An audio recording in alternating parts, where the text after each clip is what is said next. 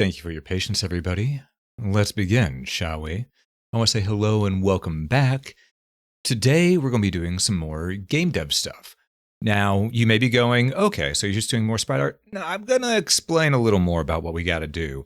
First, let me get some music. Let me get some music going. You know, I think Mega Man music sounds good today.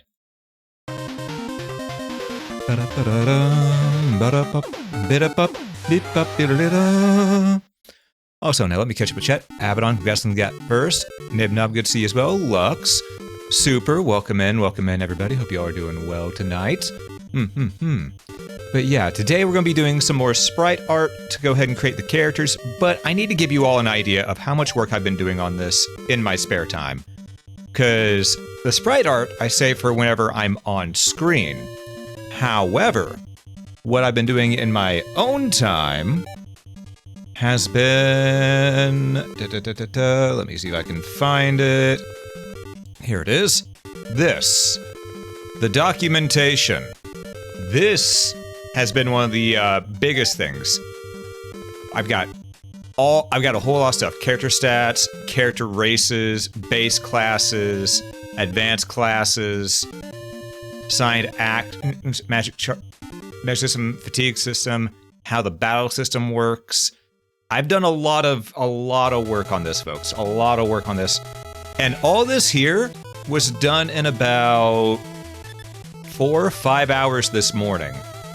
So, yeah, I'm going to explain to you a little bit of what's going on here, what all sprite works we need to make, because we all know the base classes. We've already got Warrior, we already got Seeker. I need to make Cleric, Priest, Mage, Elementalist. Those are the base ones. Then I have to make 6 more. We have Knight, Ranger, Paladin, Exorcist, Sorcerer, and Sage.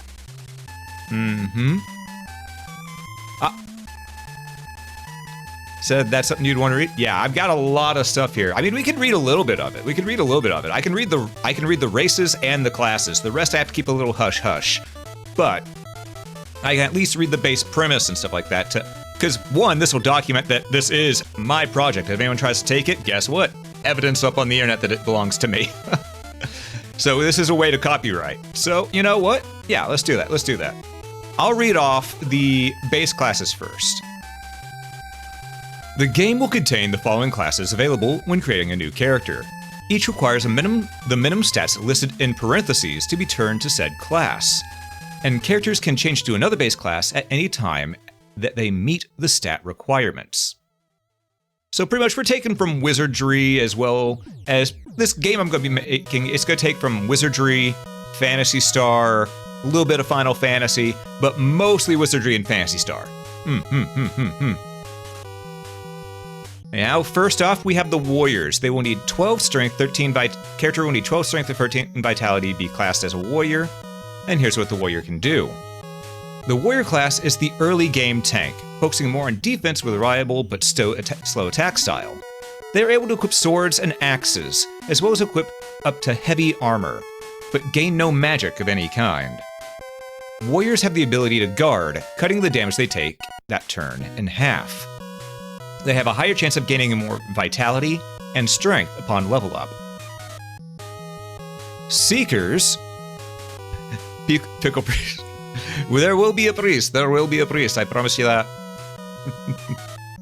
But yes, we then have the Seeker, which requires an agility of 12 and luck of 13 to be classed into. Yes, luck, not dexterity. And here's why.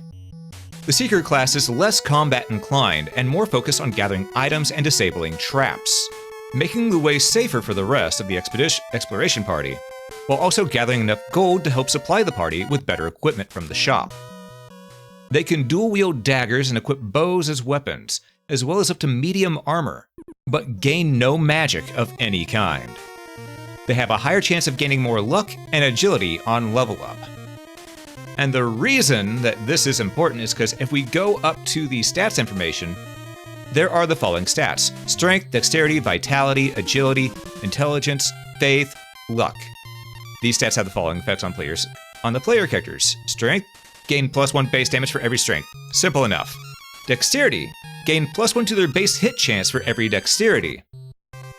Vitality will gain +1 to their defense score every point of vitality, and will have an increased chance of higher hit point gains each level. So Vitality is very important. Don't skimp on Vitality. Agility, the player will gain +1 to their base evasion chance and turn speed for every agility. Intelligence, +1 to base elemental spell damage for every intelligence. Faith, +1 to their support magic skills for every faith. So pretty much if you're using a support mage, you want them to have faith instead of intelligence. And then of course there's luck. Luck increases the player's chance of the character automatically reviving upon returning to base, as well as increase the drop chance of items from defeated monsters. Luck's pretty important, and that's why the Seeker needs luck instead of dexterity, because it is a rogue, but it's not a rogue. I just want to call it something different to make it a little bit more fancy. But pretty much this is the one that's going to be, you know, making sure the area is clear and safe for everybody. And as you can tell, because of the higher luck stat gain, they will be very good for finding those rare items whenever you finish it in encounters with enemies. And of course, we have the Cleric. Requires 12 Vitality and 13 Faith.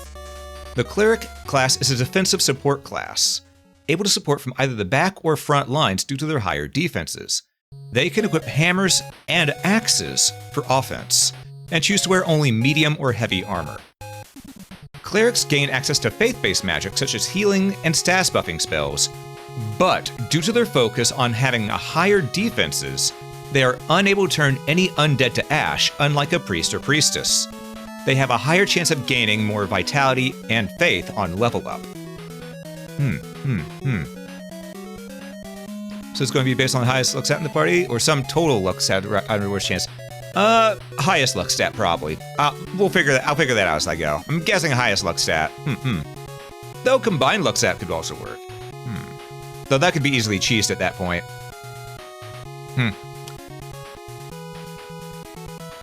Of course, we have the Priest and Priestess class. Requires 13 Faith and 12 Luck. The Priest and Priestess class is an almost purely support role. Serving best from the back lines, they can equip staves and books for offense, but refuse to wear medium or heavy armor. Priests and Priestesses gain faster access to faith-based magics, and can also make use of the ability to turn undead enemies to ash. But this comes at the cost of each undead defeated this way not granting the party any experience points. They have a higher chance of gaining more faith and luck on level up. Also, this music is shockingly loud in my ears. Hold up. I didn't expect it to... They didn't balance any of the audio here in this video. God damn. All right, there we go. Now I can hear myself think.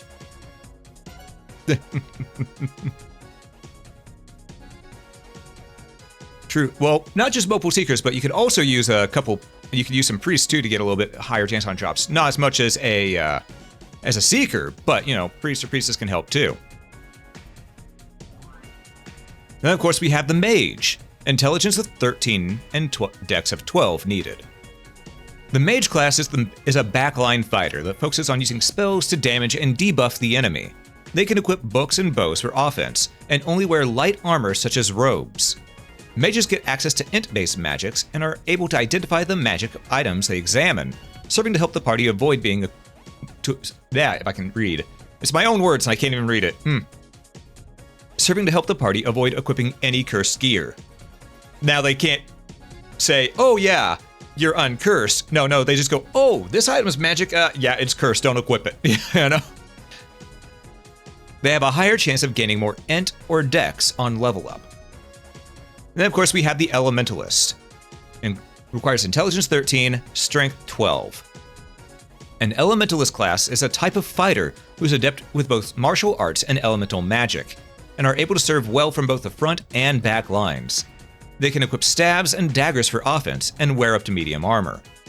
Elementalists can gain faster access to intelligence-based magics, but, unlike the Studious Mage, cannot identify magically enchanted items, only being able to sense that an item is enchanted. Has a higher chance of gaining more intelligence and strength on level up. So this one, you'll know if an item's magic, but you won't know if it's cursed or not. That's the base classes. And as you can tell, there's not really too high requirements to become them. You know, it's just simple stuff that you'll get along the way. That's where the advanced classes come in. The advanced classes. After reaching certain stat requirements, players can promote their characters into a new and more powerful class. From the ones listed here, should they meet all the minimum stat requirements shown in parentheses. The Knight requires 17 strength, 15 vitality, and 13 dexterity. Knights are fighters of high prestige, known for their high damage output and durability.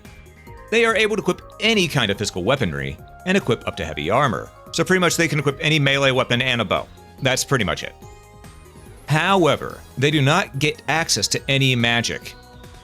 Knights have the optional ability to defend another character in the party instead of attacking, causing both them and the defended character to take only half damage.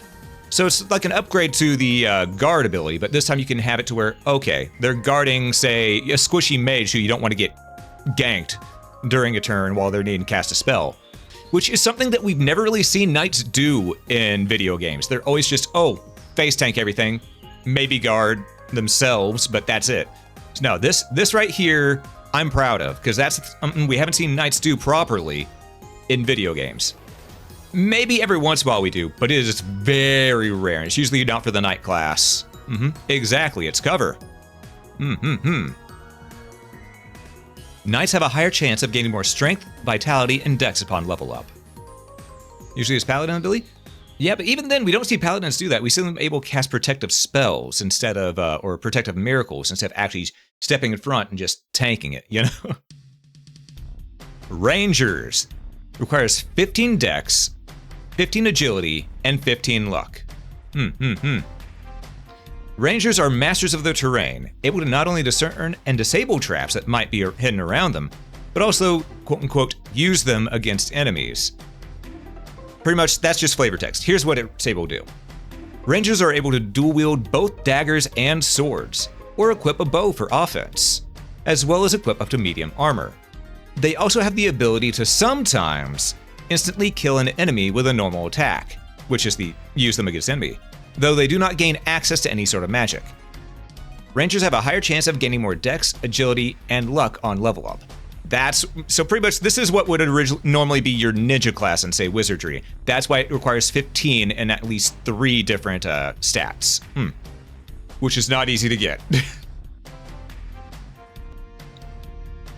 Then, of course, we have the paladin.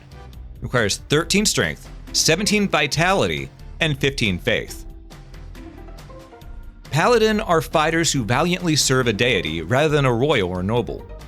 Unlike knights, paladins only equip themselves with hammers, swords, and axes for offense, while sticking purely to the use of medium and heavy armor.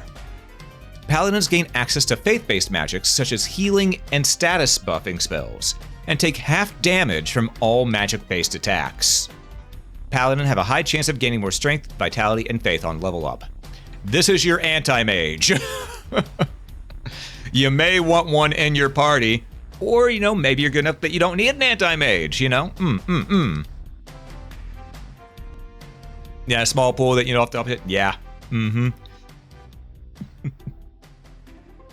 course, we have the upgrade to the priest, which would be an exorcist. Requires 13 agility, 17 faiths, and 15 luck. Exorcists are high-ranking members of the cloth who perform best as a supporting role in any party. Their powerful miracles are enhanced through the use of staffs and books that they equip for offense, though they are unable to equip anything more than light armor for defense. Exorcists gain faster access to faith-based magics and are able to support the entire party with heals and buffs at once, rather than one at a time. They can also make use of the ability to turn undead and demonic enemies to ash, at the cost of the party gaining no experience points from enemies defeated this way. Extras have a high chance of gaining more agility, faith, and luck upon level up. So pretty much this makes it to where the upgrade is essentially just a thing of, okay, now instead of just turn undead, it's turn undead and exorcise demons. You're just exorcising them. And of course, your heals and stats buffs go to everyone in the party when cast instead of just one character in the party, which I think is a fitting upgrade for a priest-type character, seeing as how, you know, they're sticking in the back row, they're not very offensive. You gotta make sure that they're useful. You're gonna find a way to break it? Good. That's what I want. Sorcerers and sorceresses, the upgrade to the mage. They require int 17, dex 15, and agility 13. Sorcerers and sorceresses are high-ranking mages who have mastered the magical arts. They equip themselves with staves, books, and bows for offense, while only equipping themselves in light armor for defense.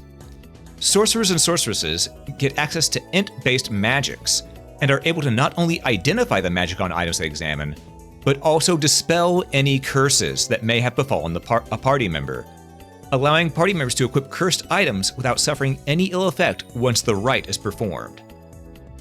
Sorcerers and sorceresses have a high chance of gaining more int, dexterity, and agility upon level up. So yeah, if you've run across a lot of cursed items, you want a sorcerer or sorceress.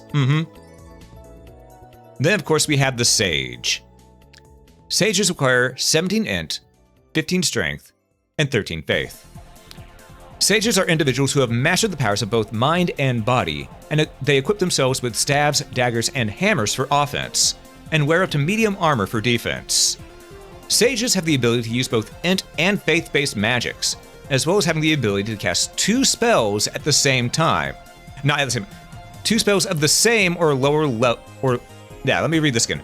As well as having the ability to cast 2 spells of the same or lower level in a single turn. So at the same time, but in a single turn, you know? So it's essentially Red Mage if Red Mage was good.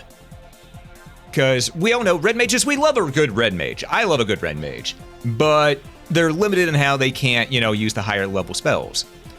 These ones, they'll probably never get to that point, but in order to make up for it, they're able to cast 1 spell and then another spell at the same level or lower that same turn. So it gives them a bit of a boon, makes it to where, oh yeah, people might want to use these characters now instead of just having a sorcerer or exorcist, Sages have a high chance of gaining more int, strength, and faith on level up. And that's all the main classes. That is all the main classes here. It's very simple to go ahead and see where the inspirations came from. It's traditional fantasy. It's traditional fantasy. Wizardry, Dungeons, Dragons, so on and so forth. With some fancy new names, yada yada, I might change some of these names just to make it to where it's a little bit more unique down the road, but for right now, we're going with these names, And of course, I should show you all the races that I came up with. Because they're important to character development, character design, and all that. Be prepared for hidden classes? Maybe. But yes, we have character races in here, and these are quite important. So, pretty much, when creating a character for the first thing a player will do is choose the character's race from a total of 5 different ones available, each one having their own unique base stats. Each one having their own unique base stats that the stat randomization cannot go below when being generated. So let's start off with the, traditional, we have humans.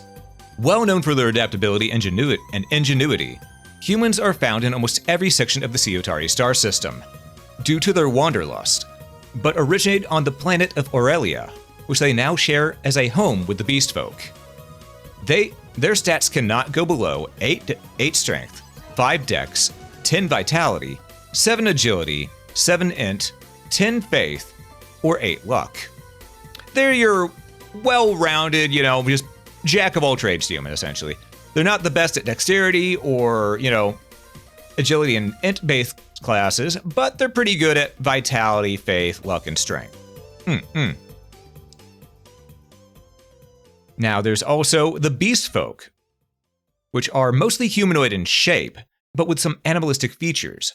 Beast folk originated on space colonies and are the result of ancient experiments done by the Fae, in their attempt to create gene-spliced humans, which have since evolved into their own species.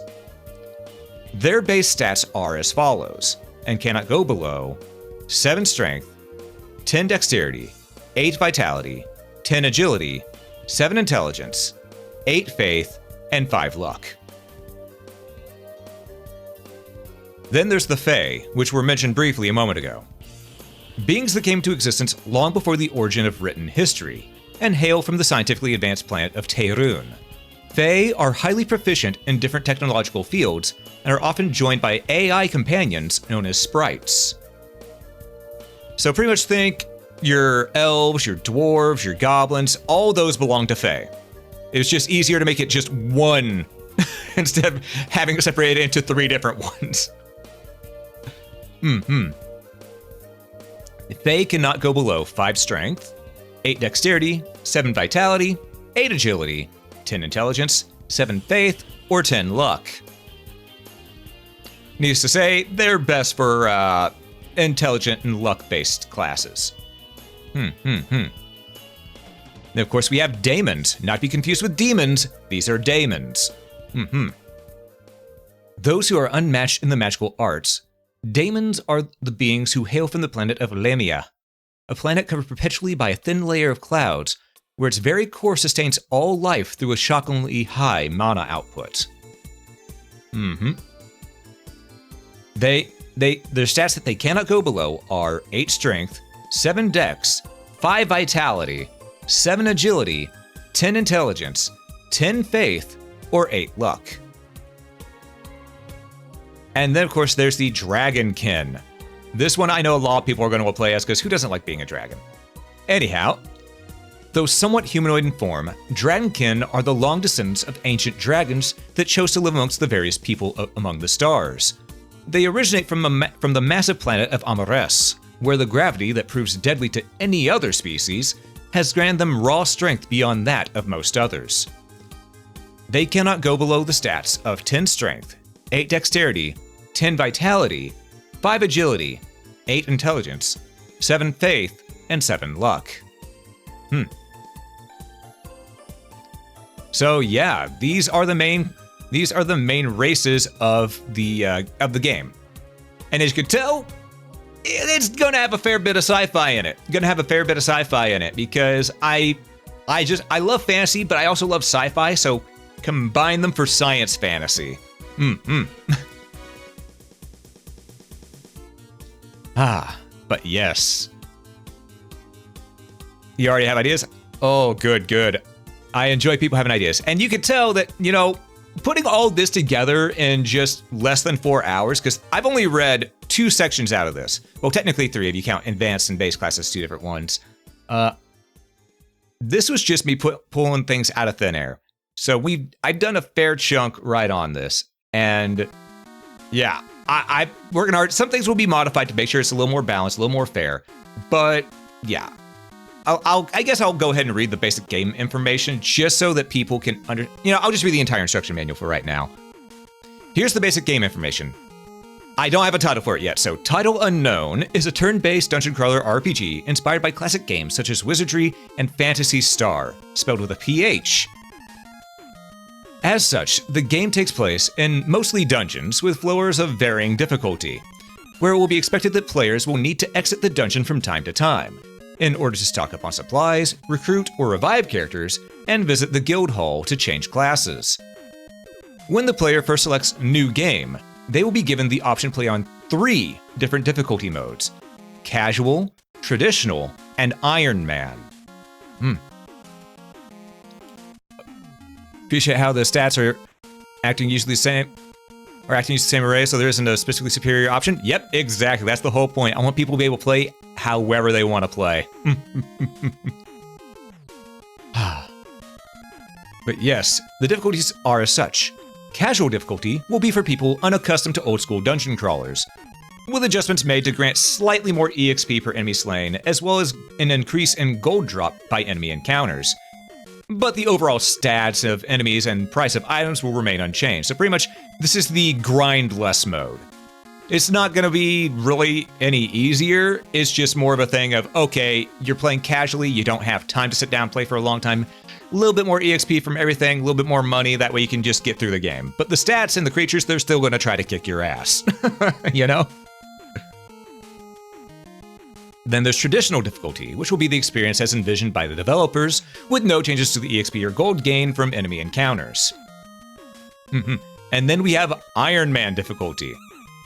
Iron Man difficulty will keep all stats and systems from traditional, with the only difference being that characters who die cannot be revived by any means, forcing the player to play more strategically. This is essentially your Nuzlocke mode.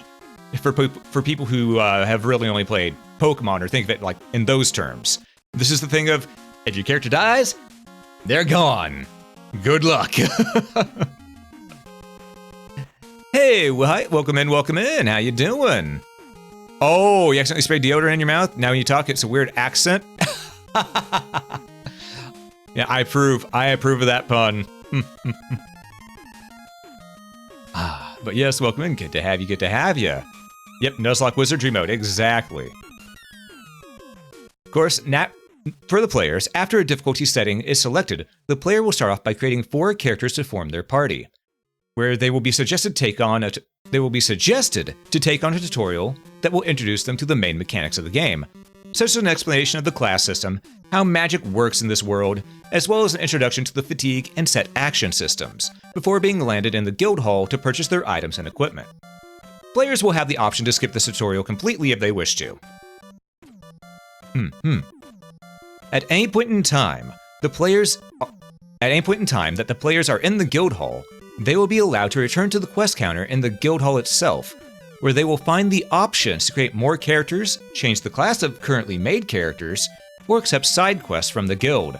This right here is the main difference from those other games that I have been inspired by. Because I thought, you know what, in games like Wizardry and traditional dungeon crawlers, you don't really get side quests.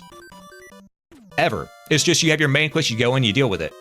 I figured I want to add side quests so players have a chance to maybe earn new items from the guild, or maybe some more money, extra little bit of EXP to help them with leveling up and obtaining equipment, you know? That way they can go ahead and feel like there's more than just the one quest. Plus, this will also help the dungeon feel more, and the world feel more lived in, because most quests will probably be, hey, this group of adventurers went off to find this and we don't know what happened to them. Could you go check this out? Or, hey, this group of adventurers came back and they said there's this really nasty creature on X floor or something like that. It wiped out half their party. That they're saying that someone needs to beat it, but they're not able to do it. And there is a quest reward up to help to supply anyone who can destroy this creature. You know, stuff like that. Give a little more flavor to the world. Which, let's be honest, we all love more flavor to our worlds. But yes, after getting what they need from the guild, players will be guided to the entrance of the dungeon, where they will finally begin their journey to find and defeat the Mad Dreamer, who is obsessed with claiming an ancient power. Hey Mildred, welcome in, good to have you here. How you doing tonight?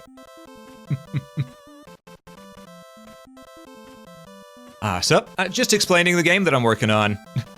We've already gone over stats, the basic game information, races, base classes, advanced classes, but now I need to go ahead and explain the assigned actions thing, because that's going to be the assigned actions are going to be the big thing that more or less separates the dungeon crawler I have from other ones, because this is something I've not seen in a dungeon crawler yet. It probably exists, but I've never seen it. Can't wait to find Alm in the tower. But yes, the assigned action system. While exploring the dungeons, players are able to assign an action to each member in the current party, allowing for different effects to occur as they explore. This is something that will make things interesting. Ooh, you're working on a new schedule graphic you'll be using? Hell yeah. But yes, there is the search action. This action allows the characters to sometimes find items, gold, and secret passages as they explore, but at the risk of sometimes encountering extra enemies or traps as well. So as you can tell just from right here, there's going to be a positive and a negative to each sort of set action, save one or two. There's also the support action. This allows the character to support the others in the party, sometimes granting a free heal or raising team morale. However, this comes with the character performing the support losing morale every time a support action is triggered. This right here, that's gonna be a little important to pay attention to. See no negatives to defend? here's Defend. This action allows the character to take a hit for others in the party while exploring, should a trap be triggered, as well as makes it slightly less likely for the team to be ambushed by enemies. However, this also lowers the chance of getting a preemptive strike on the enemy as well. Which, you know, that's pretty good, but sometimes you may want that preemptive strike. Sometimes. Then, of course, there's the opposite to Defend, which is Blitz. This action raises the chance of gaining a preemptive strike against enemy encounters. I put encounter instead of encounters. Let me fix that. There we go. However, it raises the chance of being ambushed by enemies as well. So pretty much... Oh, against an enemy encounter. No, I had that done right the first time. Okay. But yes, pretty much, if you use Defend and Blitz, it sort of negates each other, except for the fact that you can take a you can, you know, you can help protect a player or another character if they get hit, if they were going to get hit by a trap.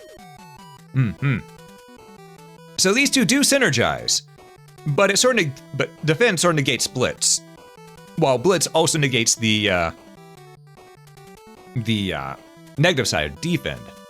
So it's thinking, pick your poison there.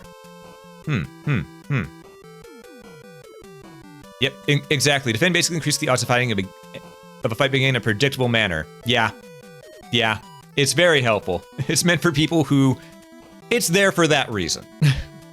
It's meant to help folks who prefer it that way. That said, it doesn't completely stop you from getting ambushed, just raises the chance that you won't a little bit more. You're seeing this, given your own work and design challenge you're doing? Ah, I see. But yes, there is another set assigned action we can use, which is Rest. This action allows the character to gradually heal and recover spell charges as the party continues through the dungeon. It's not at a speedy rate, it's gonna be like maybe 10 HP every 10 steps, and 1 spell charge every 15 or 20. So it's not necessarily the best thing in the world, but it can help. And then, of course, there's Chart. This action has a character automatically fill out the map as the party explores the dungeon. You may want to have that active.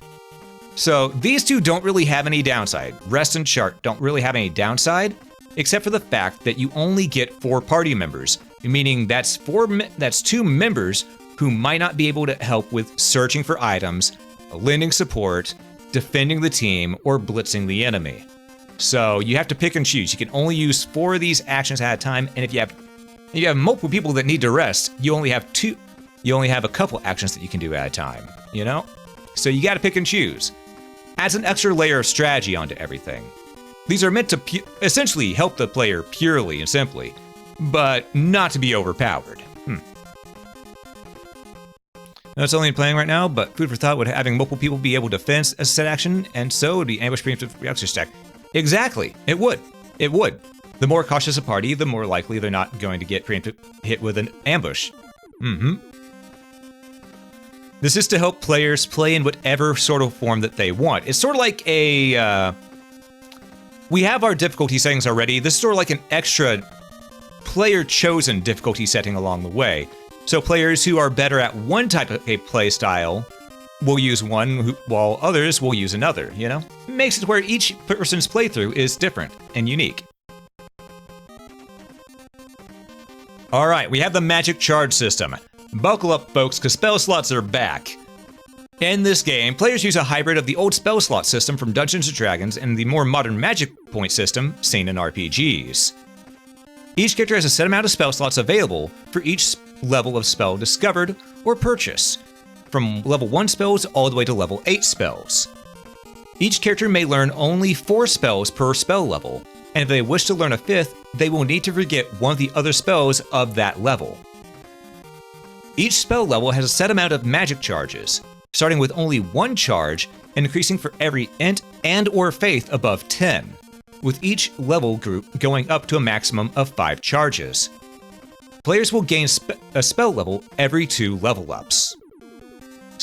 So pretty much, if you have int and faith, it will increase your spell charges more, but the spell charges will only increase as you get the spell level. So say that you have you start off with a character, you give them, say, 12 int, 13 int, and pretty much and 12 or 13 faith. Long story short, they're only going to have the 5 spell charges for the level 1 spell slots. And when they level up, they're not going to get that add on to the level 2 spell slot until they unlock level 2, at which point they will get 1 level 2 spell charge.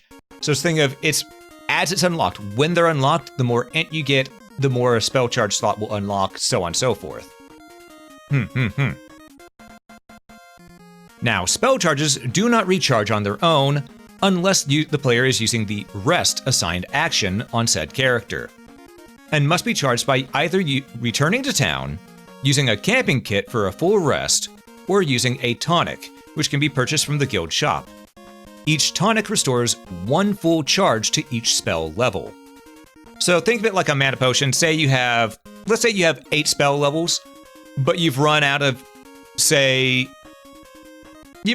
charges on almost all of them. You drink that 1 tonic, you're going to get 1 spell charge to each level.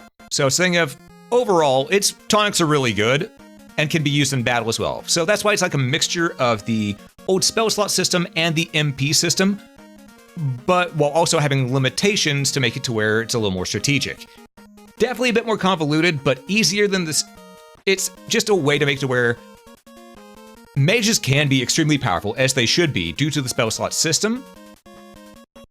Well, spell slot system elements are implemented, but people who are used to MP can still use it, sort of like an MP system, by doing the rest assigned action, using mana potions, or tonics in this case, so on and so forth. Makes it to where it's sort of the best of both worlds, you know?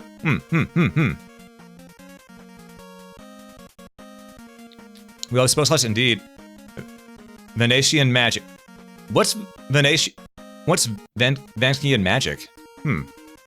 Spellcasters are Pokemon confirmed? Essentially, yes.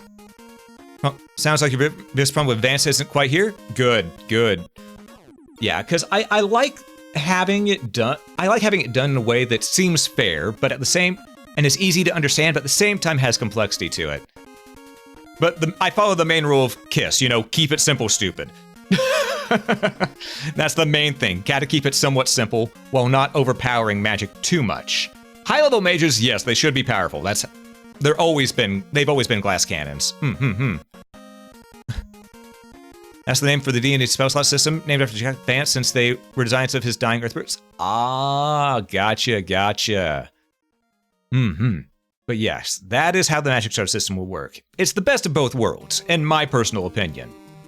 And people who end up liking this system, they might go back and play things like the original Wizardry or original Final Fantasy afterwards, because they'll be more used to spell slots, and they'll go, oh, hey, I know how to make this work now, But yes, as mentioned earlier, though, there is a fatigue system. This is something I took inspiration from Fire Emblem Thracia 776, but in a much nicer way. Okay, so here's how the fatigue system works. Each character in the game has a fatigue meter, which goes from 0 to 100, with 100 being that the character is not fatigued at all, and 0 being that the character is completely fatigued. Think of it sort of like stamina, or willpower. At varying levels of fatigue, different effects can and will occur. And here's the thing. I want to make it fair. So, characters start off at 100 when they enter a dungeon. Their fatigue is fully maxed out, they're good to go. They're ready to rock. So, when you first enter a dungeon, characters are given +5 to their most valuable stat based on their class. That seems pretty nice, right? When they get down to 75 fatigue, characters are given a +2 to their most valuable stat based on their class. At 50, characters have no fatigue-based effects, be it positive or negative against them, And it stays that way, all the way until you get to 25. At 25, characters have a -2 to a random stat and will be less effective at assigned actions. It's a bad debuff, but not the worst thing in the world. You can still continue on. But at 0, characters have a -2 to a random stat and will be less effective at assigned actions, and may leave the party returning to the guild hall for a rest. So pretty much if they get to 0, there's a chance that they'll go, fuck this shit, I'm out. and just go back to the guild hall and say, I need a rest, I need a breather, you can find me there. So the fatigue system will not kill the characters. It'll just make it to where you need to pay attention, otherwise your characters will tell you, hey dumbass, go back to base. That's pretty much what it is. And it's a way to pretty much get players who are not used to the dungeon RPG system, or dungeon RPGs, to realize that they do need to go back and forth between home base and in the dungeon, because home base is where they're going to get a lot of their main things, like the class changing, the promotions, as well as, making sure that they're stocked up on items. If they don't get incentive to do that, they're not going to. They're going to be stupid like me the first time I played a dungeon crawler and just stay in the dungeon the entire fucking time and get upset by it kicking their ass. And hey, Wolf, welcome in. Doing well, doing all right. Just talking about the game system I've been making. But yeah, Mildred, as you can see, the fatigue system isn't as bad as what Thracia 7076 was. This is much nicer. Much nicer.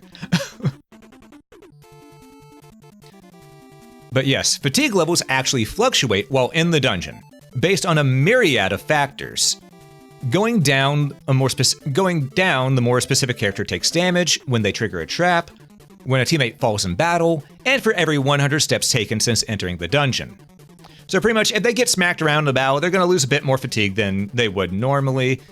If they trigger a trap and take damage, they're going to take fatigue, go like, god damn it, And when a teammate falls in battle, they're going to go, well, shit, I don't know if I want to be here no more. However, and of course, for every 100 steps, they'll lose a little bit of fatigue, but that's 100 steps, meaning that you can keep on exploring for a good while. Depending on how that works out, I may change it to every 50 steps just to keep it balanced, However, fatigue levels can increase as well. Pretty much you can raise fatigue, or maybe I'll rename it to morale. Yeah, I think I'll rename it to morale. Actually, let's do this right now. Let's see.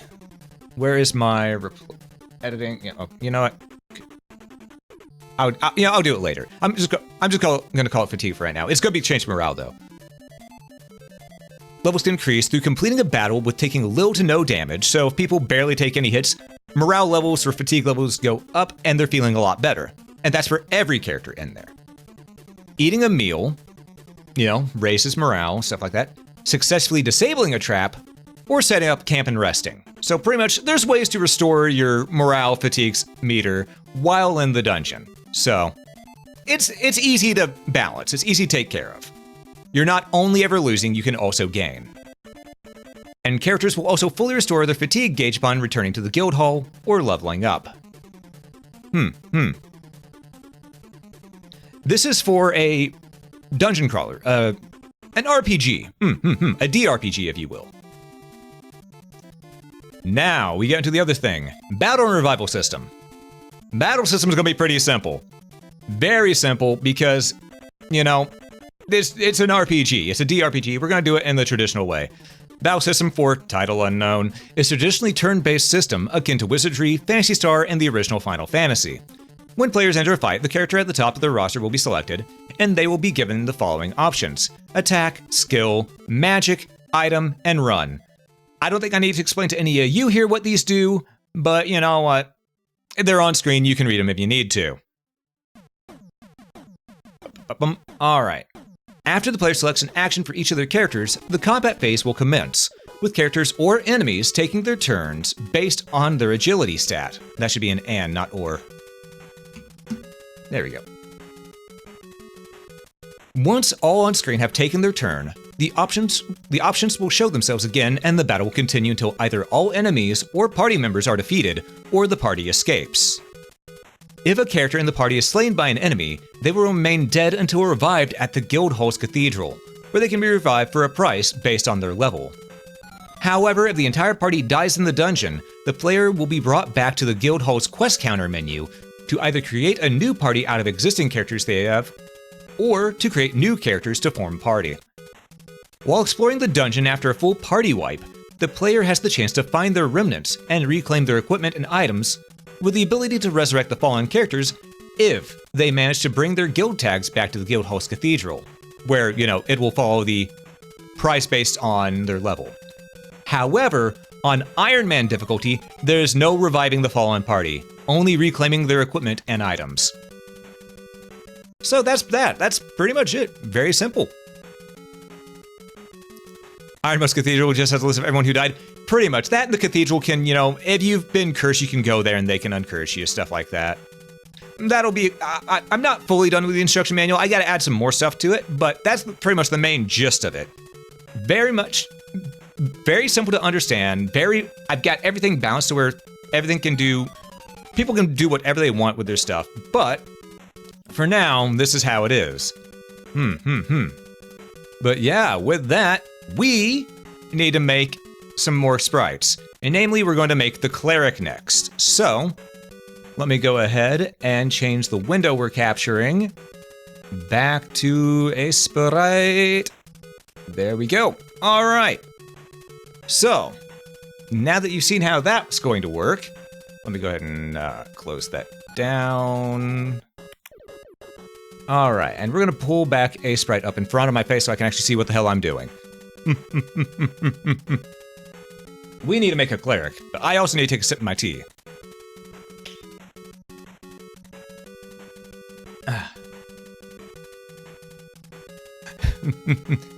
You're gonna go pass out now? It's 4 a.m. in 3.5 hours? Ooh, fair. Yeah, go ahead and rest if you need to.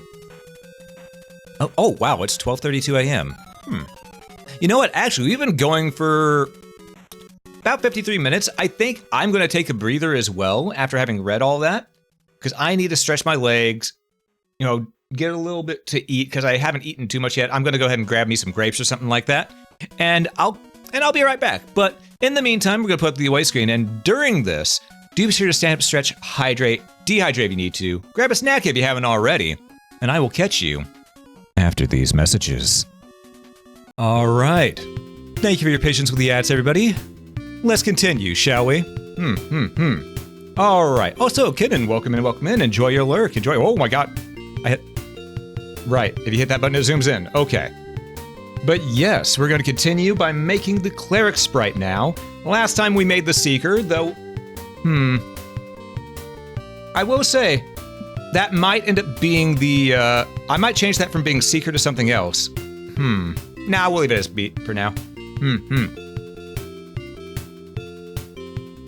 All right. I got some grapes, I got some drink. I'm ready to rock. Let's do this. Alrighty then. So, what we need to do here is we need to make another sprite sheet. We know what we're doing. Move out every zig. We don't need layer 3 here anymore. In fact, we have that saved as a separate sprite sheet, so goodbye layer 3. Alright. We're gonna get the marquee tool. And for the cleric, I want, You know what? They wear mostly defensive gear. So I could go with barrel chested again, but I think I want to go with just standard.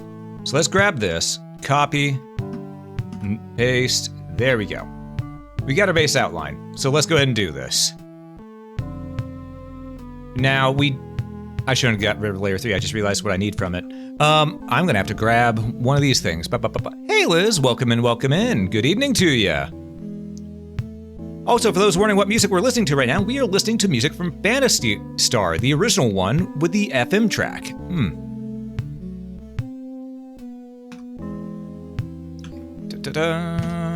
Sorry. Just grabbing some things real quick so I can go ahead and make sure that things are done right. Oh, right, we were going to call them Seeker, we're going to call them Scout, that's what it was. I need to rename that. All right. Let's go ahead and grab this so we can go ahead and... You know what, let's have the clerics be... Well, they're going to be every color, but we're going to start out with yellow here. All right. So, we need the skin tone and everything. So let's go ahead and get the color layer done. Move this over this way so that we have space for everything. Okay. Now to the colors layer, we're going to go ahead and just get our skin tone. Then we have base color. Bum, bum, bum, bum, bum, bum, bum, bum. And then, of course, we have white for the trim and stuff like that. You know what? Suddenly I want to listen to Shining Force music. Shining Force music is real good. Of course, we have the outline color right there. Okay. So we got all those. We can close that now. All right, folks. All right. Let's get to work. That's our color layer. This is our main. Okay. Yeah, I want Shining Force. Hold up. I want Shining Force. Ooh, or maybe Phantasy Star 4. No, we're going Phantasy Star 4. Hold up. We're changing. But first, I want to listen to Phantasy Star 1 battle music. Where is it? Where's the battle music?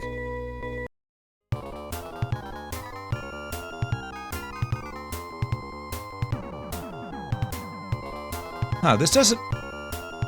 I remember it sounding different. Then again, I played the Genesis, not the FM tracker version, so that could be why.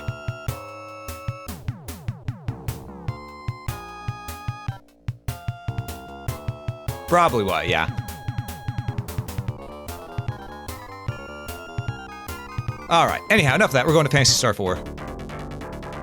There we go. That's the shit.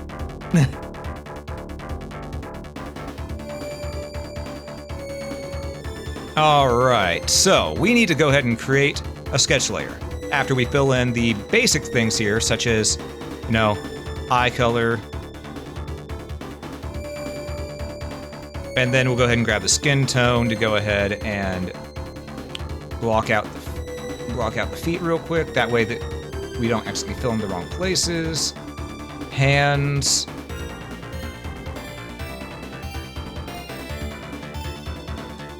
And, well, actually, hold up.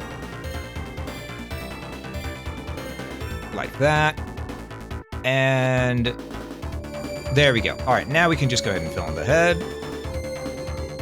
Like such. I should really just do this to the base outline in general, but meh. All right, there we go. We have our base layer now. We need to do some sketchy stuff. So we're going to create a sketch layer.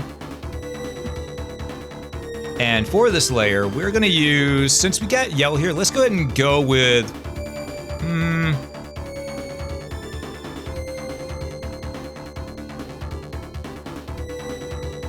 let's go with orange for the, no, we'll go with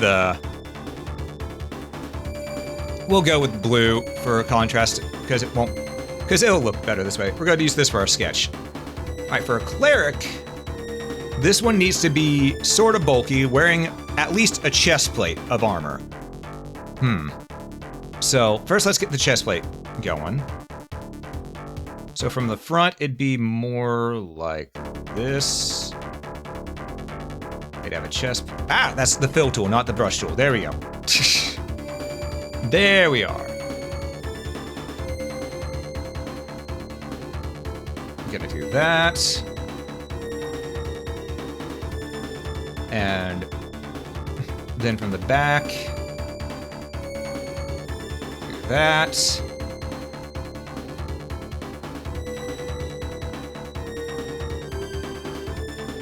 Goddamn it, right?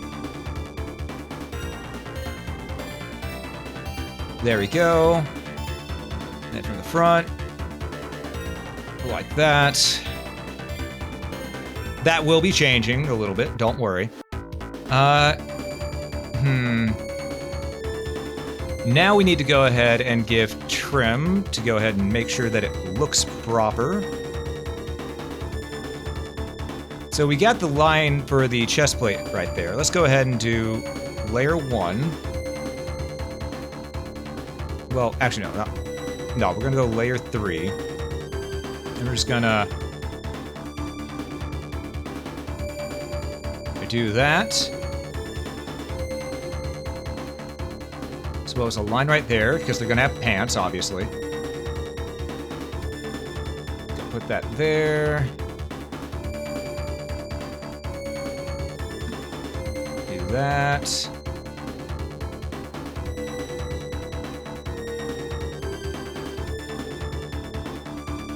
Just do this like so. We will modify the sprite as is needed. Okay. Now, you know what? Actually, we don't need the white right there. We only need it right in those spots, because here's what we can do. All right, now that we have that done, let's go ahead, grab the yellow. We're just gonna fill that in. Okay, they've got their chest armor right there. It's fitting. Now we need to go ahead and give them. Well, we're gonna use the blue for the trace again. New layer. We need to give them some hair or something like that. So, let's see. We're gonna have it sort of like, We're gonna have it come on and out to about right here. Maybe have it. Well, no, it's a cleric. They'd be pretty prim and proper, wouldn't they?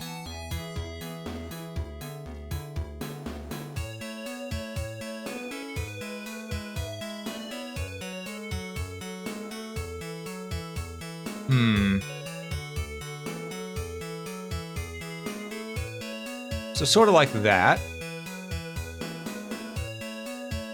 Yeah, I could see that working for a cleric. Let's go ahead and fill that in. Yeah, I could see it. I could see it. All right. Oh wait, right. I need to bring it in a little bit. Hold up. Okay, so here's what's gonna happen. We're gonna bring it in like that and that. There is a method to this madness. Don't worry. Because the outline layer, that's gonna need to be, you know, well, I could leave the hair without an outline. No, we're going to put an outline on the hair and such.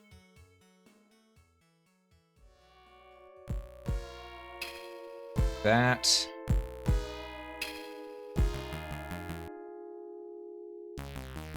Then this. You know what? Let's put that there instead. Well, yeah, it's sort of prim and proper. Yeah, that'll work. A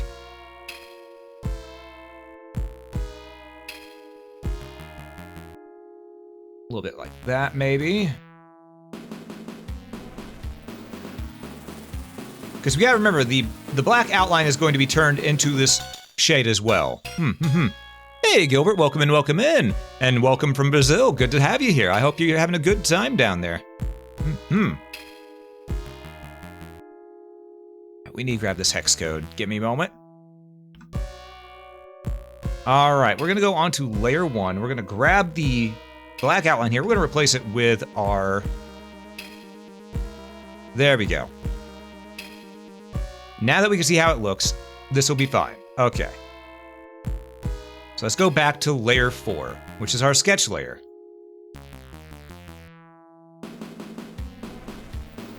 So one thing I've noticed is that we need to make sure that you can at least discern the eyes like that. There we go.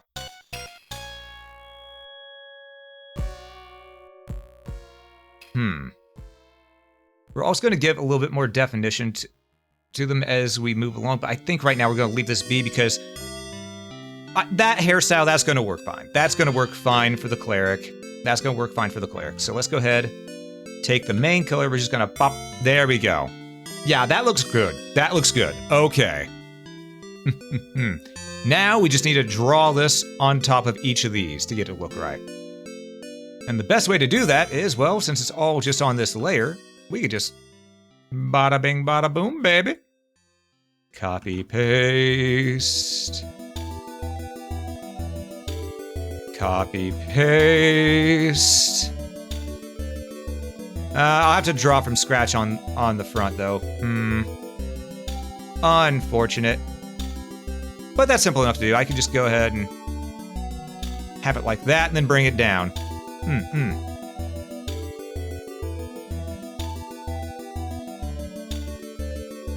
Yeah, that'll work. I can make this work. All right, Control D. What we're going to do is we're going to modify this a little bit by one. We're going to bring that in. No, we're not. All right. We're going to bring the top layer in as best we can. It makes them look a little shrunk, but oh wait, that's not the top layer. Okay, and we're gonna modify it from there.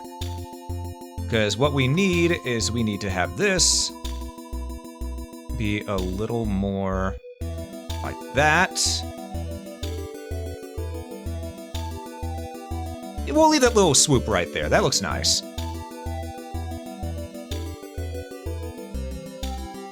And then we'll go ahead and go down like that. Give them a little more hair in the back.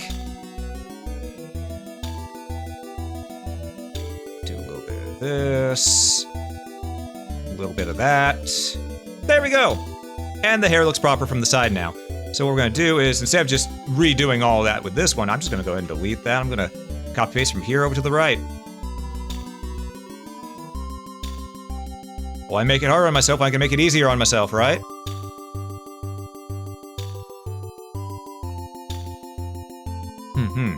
Though, one thing I'm thinking is maybe, and hear me out, this is a big old maybe I bring this in like that.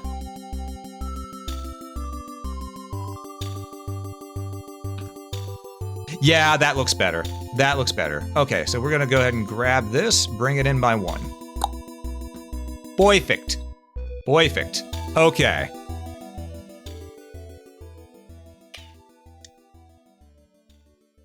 Ah, that's some good tea.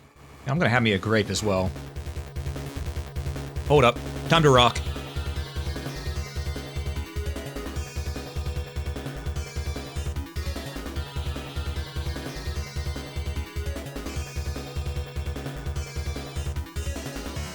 We love a good gallop to our OSTs. Alright, so now we got the hair on the sides done, we got the hair on the front done. Let's modify the back hair a little bit. It's gonna take a little doing. We're just gonna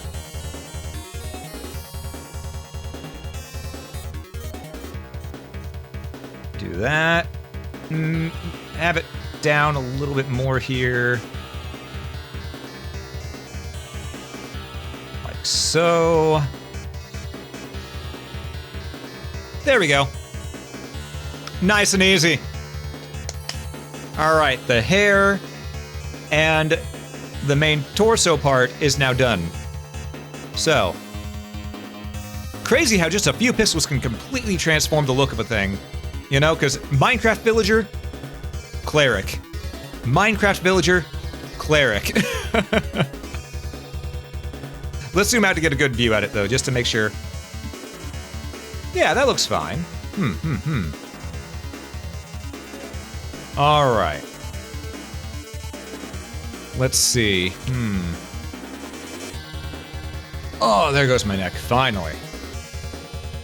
We now need to go ahead and make the rest of their clothes. So, we're gonna go on another layer above layer 3. I think we're gonna use yellow. Well, no, let's use the blue first. Just to make sure that we got this the way we want. Firstly, them being a cleric, they need to have proper clothing going all the way down to their hands. Maybe some gauntlets on their hands would be fitting, instead of actually having their bare hands. That could work.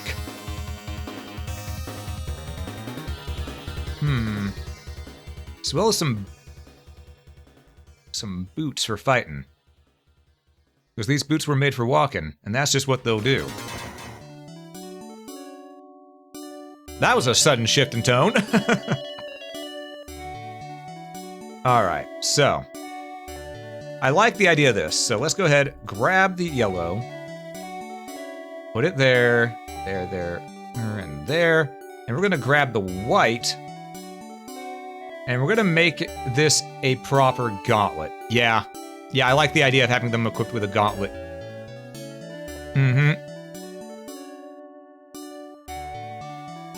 I like this idea. this good idea.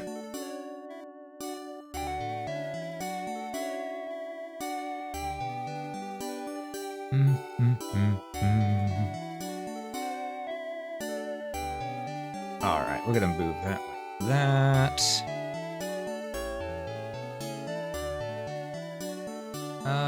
Let's grab the white again. I think here that needs to...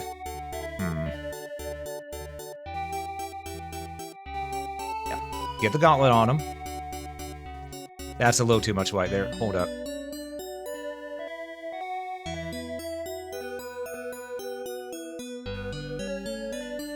Good enough. Okay. You won't see the gauntlet from this side because that's facing forward. All right, we're gonna get some pants put on him now as well, just because. Just because. We're gonna have them wearing armored boots, but right now let's get some pants on them.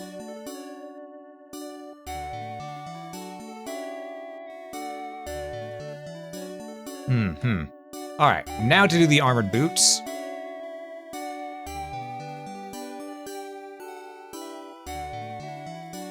Like that.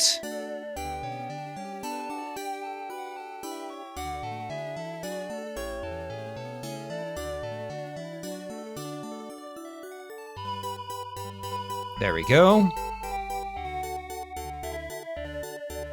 We've already established that we won't really be seeing it much from behind with that right there, so we only need to bring it up like so.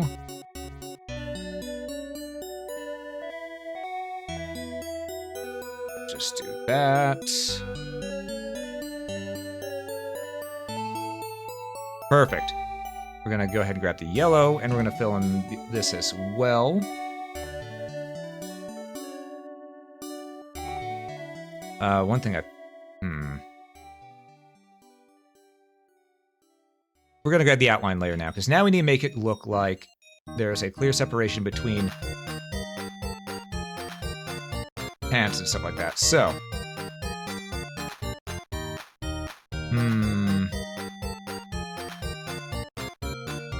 we need to make sure that there's a distinction between where the legs are and stuff like that. So we're just gonna bop, bop.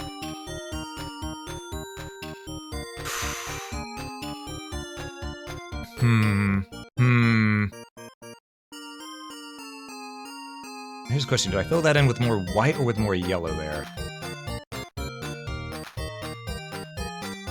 Or do I do more outline right here? Because more outline right here, it does work, but it makes them look...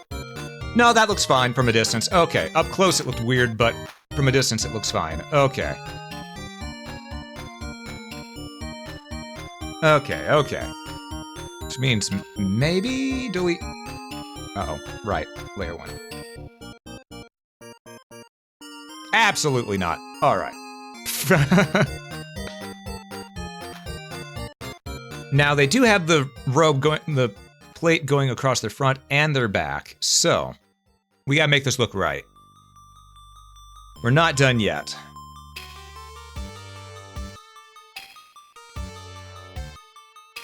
Gotta make it apparent that's going across the back like that, so... the hair's covering up there, that's fine.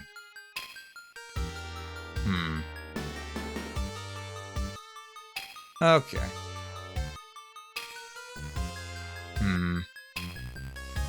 I could raise it like that, but, Ooh, that's what I can do. Okay.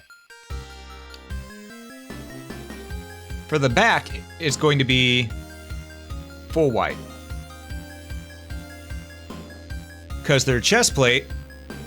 No, I'll save that for a knight or a paladin. No, this is just a cleric. They only need the basics. Alright.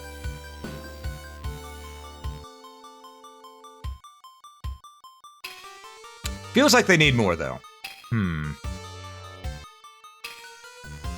Limiting yourself to so few colors does make it a little bit more difficult to do. I'm gonna be real. But I want that Game Boy Color NES look to it, you know? Alright, let's use this. Let's use skin tone, see if we can get this to look a little better.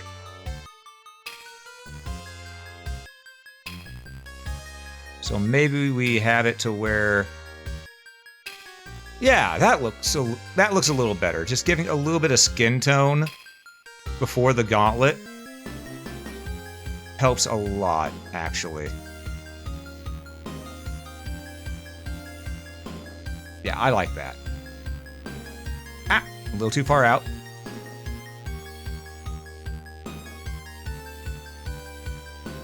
Yeah, that gives a little bit more texture to the sprite. Okay.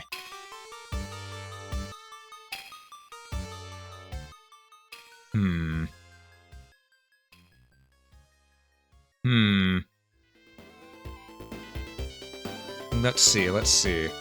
Anything else we can do here, though? It feels like I need a little more. It does feel like I need a little more. Maybe...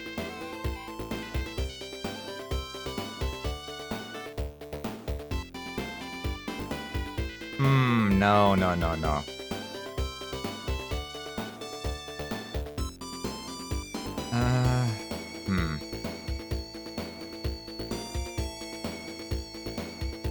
No, but that could work for a priest. Okay. This is a cleric, though. Very slight difference, but it is different enough.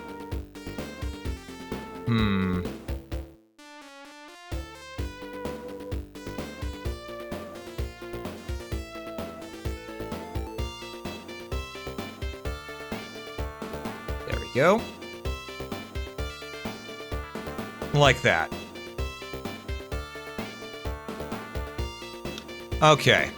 So, it's not the biggest difference in how the sprite will look, but it works fine for what it is. This is just the base design after all. We're gonna come up with more stuff for it down the road. Alright. Maybe if I add a little more detail onto the hair, though, maybe that would be nice. Okay. Just make sure I was on the right layer.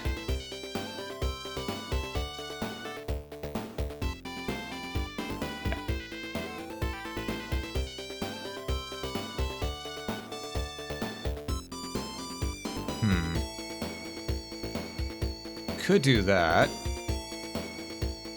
Makes it where you can see the line clearly there, but then at that point, I'd also need to just, do it here too.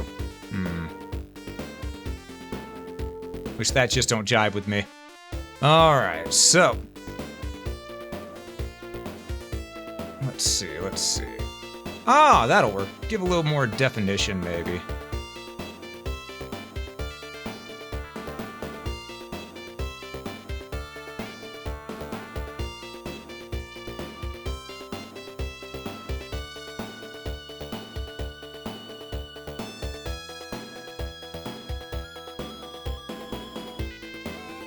No, I don't like it.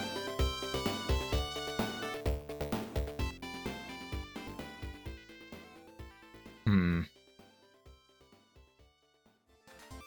of fact, I think I'm going to do this here, too.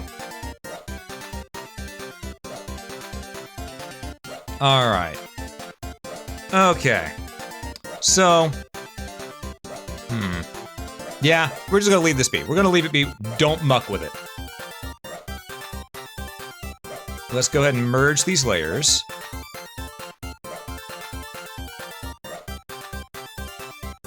Okay, we now have that layer done. We now need to go back to outlines and grab this layer. Or this right here.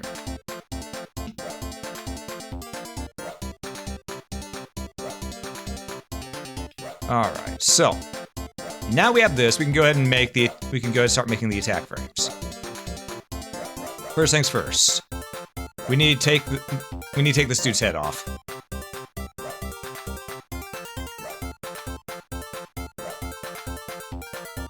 Now sometimes you just gotta face off, you know?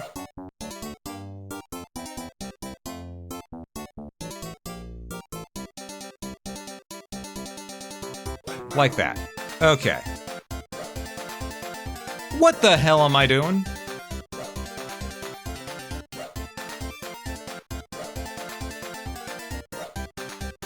I already have access to this. What I could do is this. Grab this guy. Copy, paste. And what I do is I grab the arm.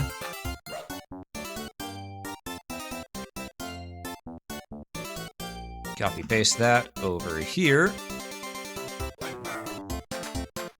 And then we'll just copy the leg here. Like that. Copy, paste. Alright. That's all we're gonna need. Let's go ahead and put these on different layers, actually.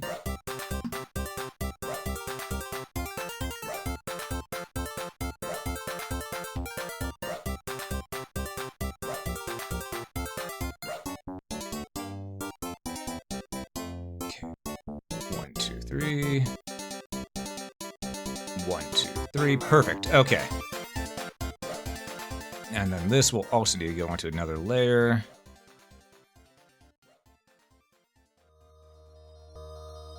You know, it might help if I'm actually on the right layer to go ahead and cut and paste this.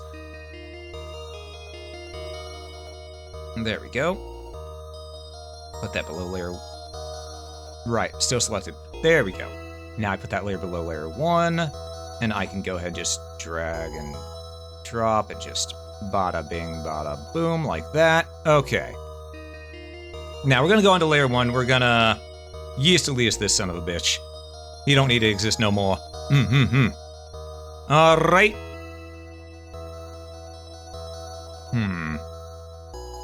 We need to remove this leg. Sorry, sir. Amputation. There we go. Now, I'm going to go ahead and fill these in appropriately.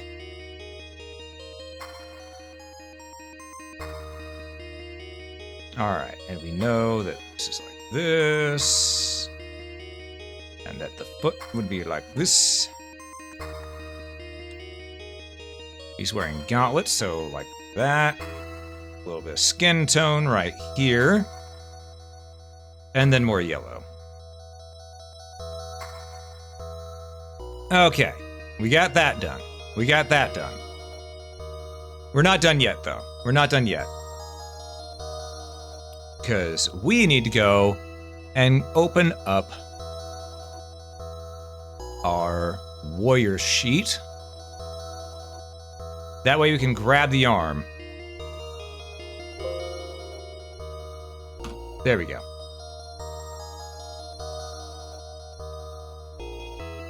Copy.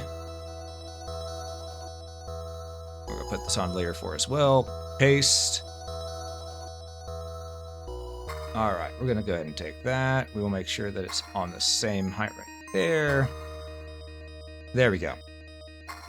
And what we're gonna do is we're gonna go to layer 1, which is going to be merged with layer 3 now. That way he has the entire leg with him. Just copy. Paste.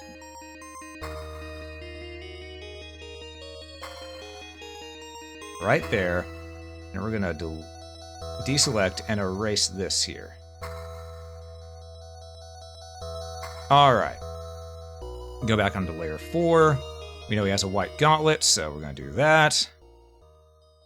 Skin tone. Pop, pop.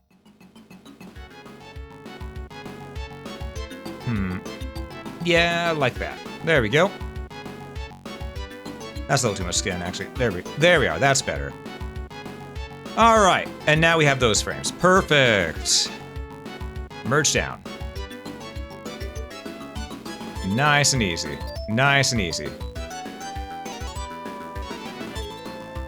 So we'll just move these up here. Then we'll grab all these. Copy, paste, flip horizontally, and bring them over here. Wunderbar.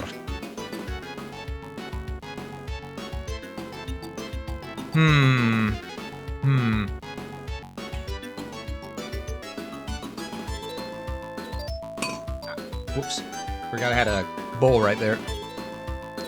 Move that around. Not used to having food with me whenever I'm doing stream stuff. All right. All right. So what we need to do now is we need to go ahead and make these sprites doubled as well. The back one, we're fine with just copy pasting and flipping. Because frankly, the hair will move. The hair will move from the back. So, there we go. The front-facing one, though, we gotta do a little bit more work with. Because the hair on the front doesn't move as much as the hair on the back. That said, we can still make this work. I just realized I put it down one too far. Raise up there. We're going to flip it. Then we're going to grab this, put that there. There we go. All right, so we've got that. The sprite seems very simple, and it is, but it is what it is. We're making some generic character-looking sprites. Also, Cherry, good to see you, good to see you. Welcome in. You know, part of me feels like maybe this should be brought in a little bit.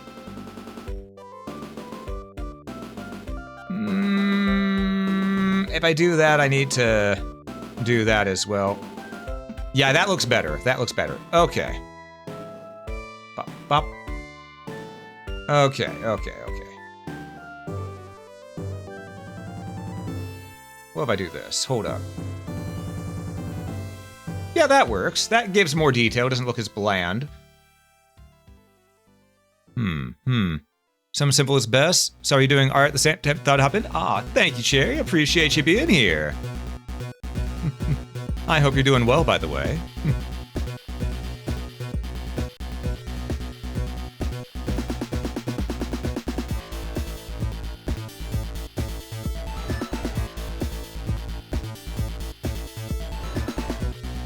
Sorry, was grooving to the music. All right. Okay, okay. No, I think maybe I do that. Maybe I do that right there.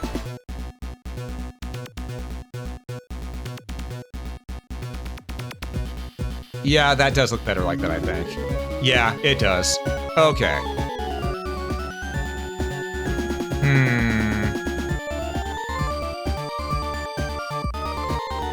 This is Jim. Yeah, Phantasy Star 4 has some amazing music. Absolutely. All right, so that's our cleric. That's our cleric.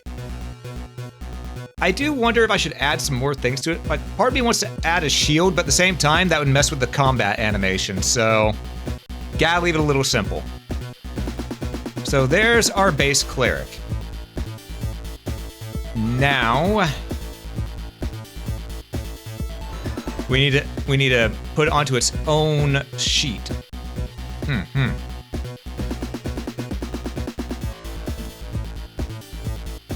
All right. Deselect. Control-Shift-S. This is choose file. Aesprite. Player characters.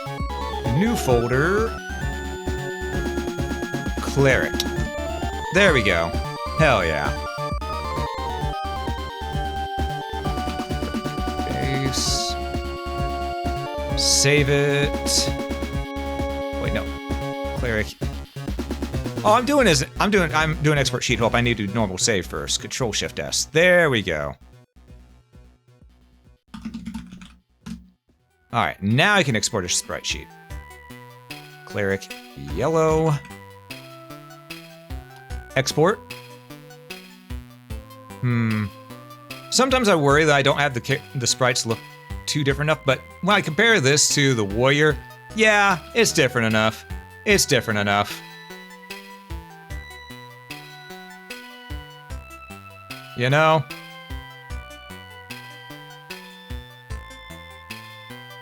Yeah, definitely different enough. You could tell difference. All right. Now I need to do the color changes to the cleric. This may take a moment. So, it's time to grab our color sheets. Dragging up all these up here. There we go. We're gonna do the blue first. Grab this hex code. Shift R. Bop. Okay. The blue looks really good here, though, not gonna lie. And then, of course, we need the dark blue for the outline. Grab the hex code. Wait. Give me the hex code.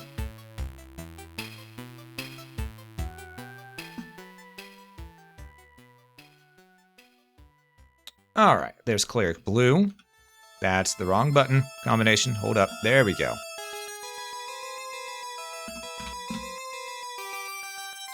Now we need to do green.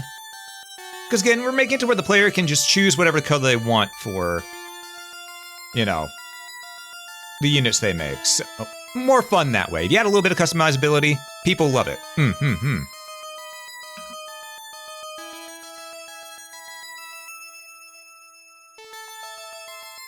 Alright, then we need this.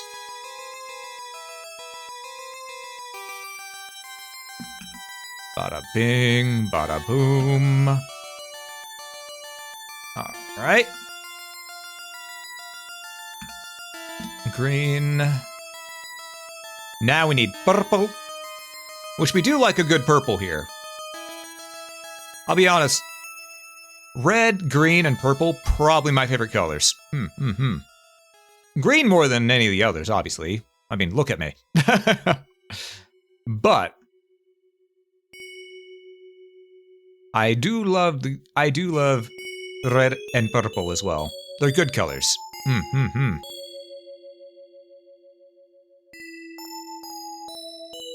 I wish there was an easier way to copy the hex code. There's not, so I'll just make do with what I got, but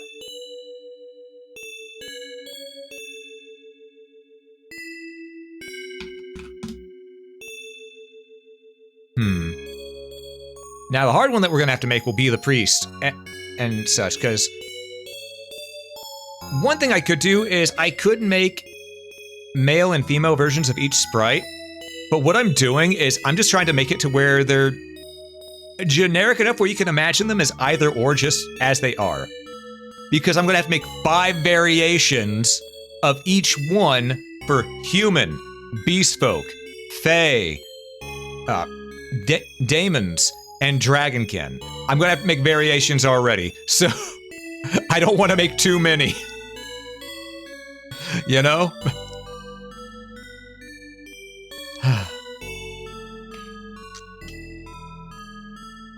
Because that's 5 times 5. And then times that by 6. No, times that by 12. That's a lot of work. That's 25 times 12. That's a lot of variations. Alright. I already saved Cleric Purple, right? Yeah, okay, good. And now for red.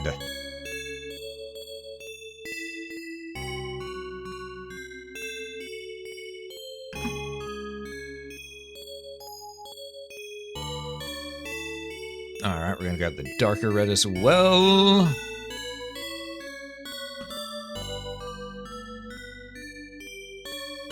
Alright.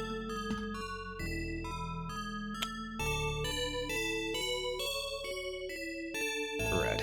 Okay, there we go. Cleric is Dungeon Rings. Cleric is Dungeon Rings. So next up would be the priest. Well, priestess type class.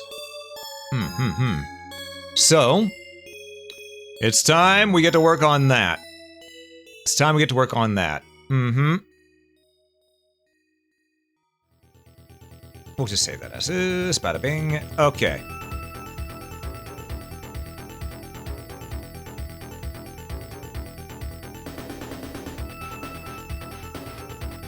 Alright. Well, we're gonna delete.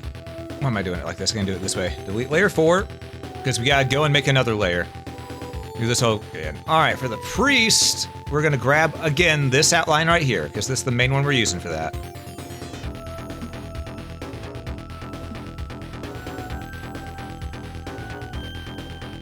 Alright. Here we are. So.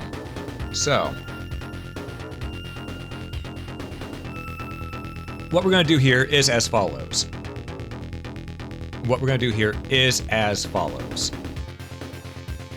We need to make sure that the priest looks proper. But first, we want to make sure that we also have all this shit done. So, just so we don't accidentally fill in with the fill tool. There we go. Skin tone.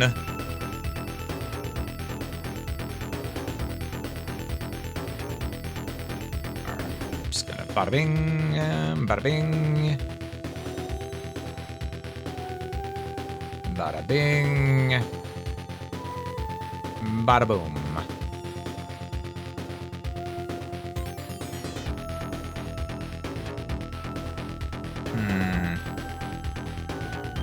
Now that's the downside of having an outline. A lot of the times things will start looking the exact same way.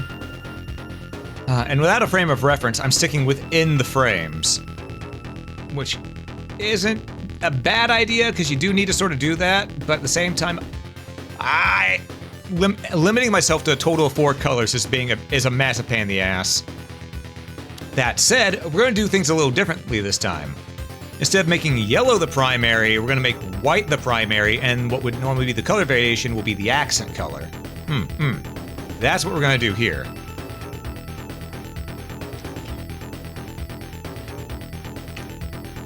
So, let's get this going. New layer. Let's grab blue to go ahead and start making things. Now, here's the thing. Do we want to give them a hat, or do we want to give them hair? We've given hair to 2, we've given hats, we've given a helm to 1. Part of me wants to give them a hat so they can go, I'm the fucking Pope now, ha ha ha ha. But that would be a little too much. Maybe. But let's start off, because if we give them hair, it'll need to come out to about here.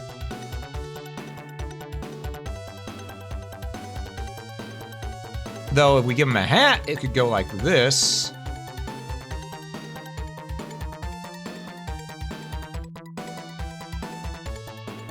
Sort of digging the idea of a hat.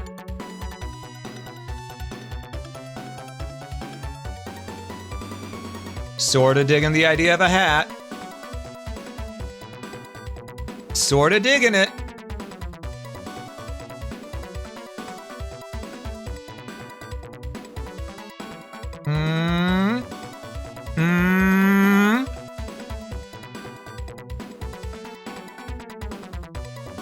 Digging the idea of a hat right now.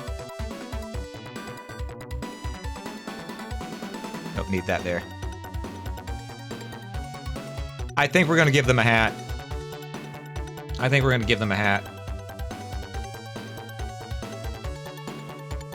Yeah, we're giving them a hat.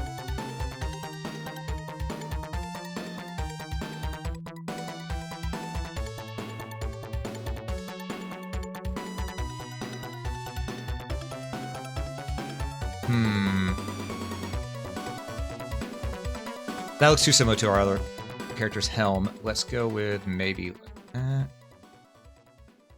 That could work. That could work.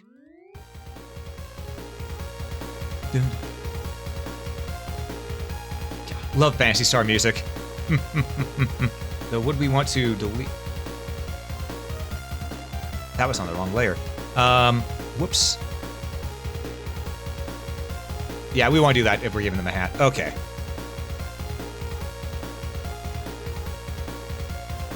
There we go.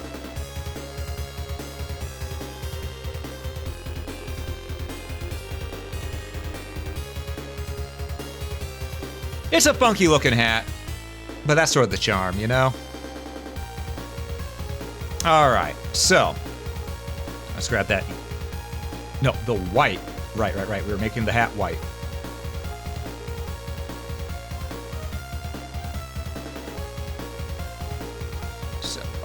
Bum, bum, bum, bum.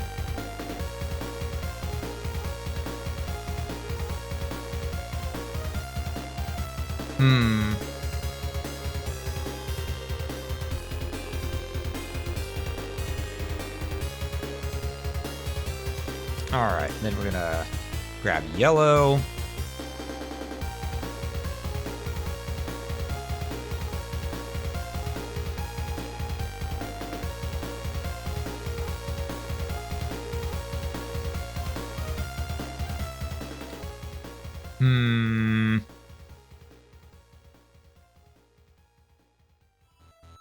Just to see how well it'll look. Hold up.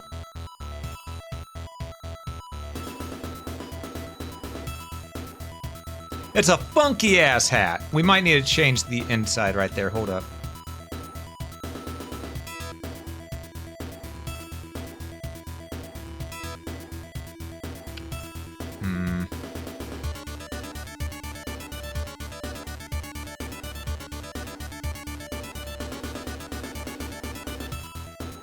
Looks like a letter.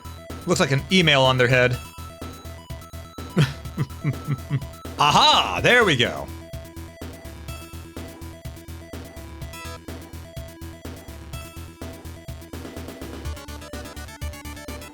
There we go. That's nice. Okay, that works. That works. Keep those 2 pixels off there. That looks nice. Okay. And what I could do, actually, is bring that in. Delete that.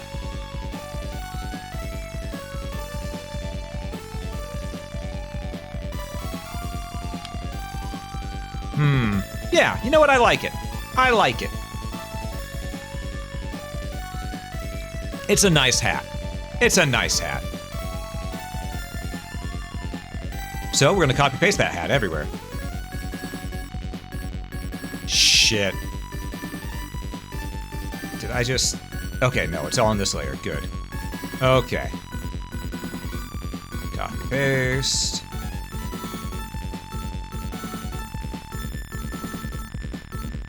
Copy paste. I will have to change it for on top of their head and from the side view, but I'll mess with that later. I just want to get it mostly lined up for now. All right. So for the back view, I need to have this changed up a bit. Because as we see, the back we have going to where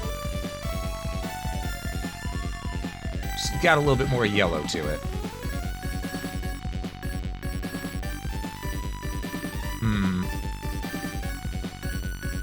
That said, for it to look right, we will need to delete this.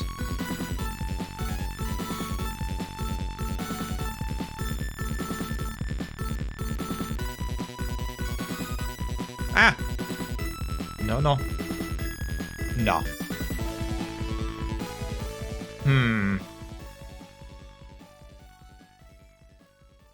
Maybe like that from the back. Let's see.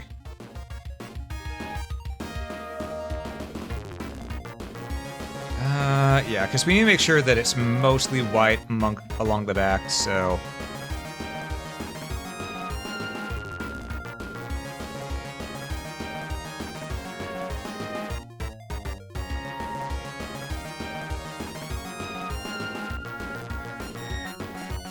Let's grab that, take this,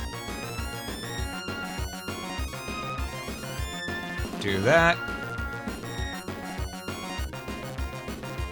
Just modify ever so slightly.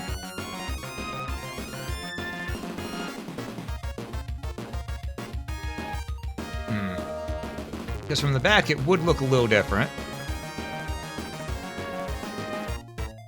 Yeah, that'll be fitting for the behind. Because this way you're looking at back, you're looking at it and it's swooping back. If you're looking this way, it's swooping forward. I don't know, it still feels a little off to me. At the same time, I don't want that. That just doesn't look right.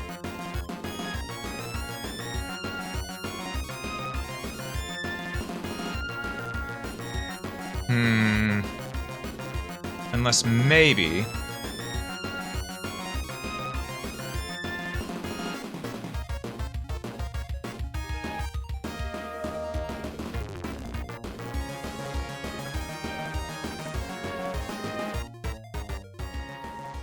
I don't know.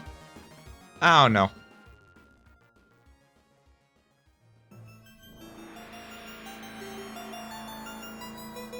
I don't know.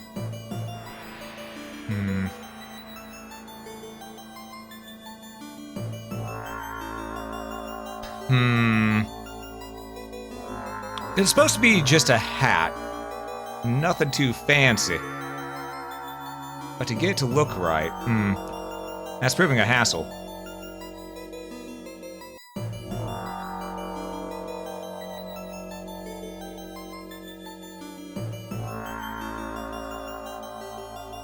Yeah, I think the back part, we will have to move that up like that and have the yellow.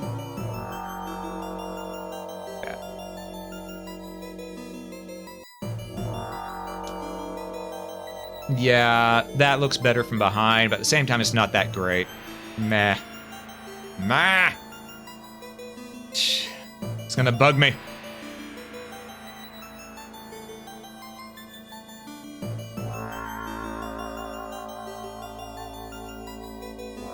Okay, maybe I will round out that. Yeah, rounding out the hat helps. Okay. Okay. Actually, maybe I just need to bring in the sides a little bit. Hold up. No, because then it looks off compared to the other, to the front. Alright, I'm just gonna have to deal with it. I'm just gonna have to deal with it. Alright, but the sides, we now need to make it see what the side view looks like. So...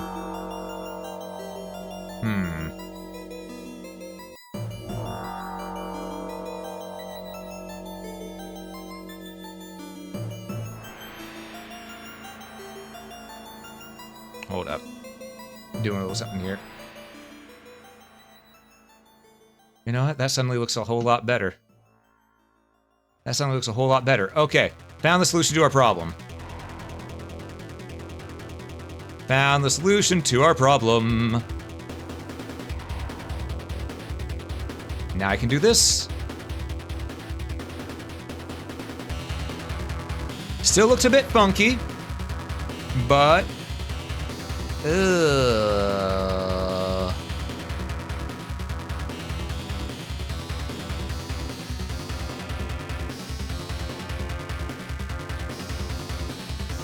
Yeah, this is just hard to, it's hard to do.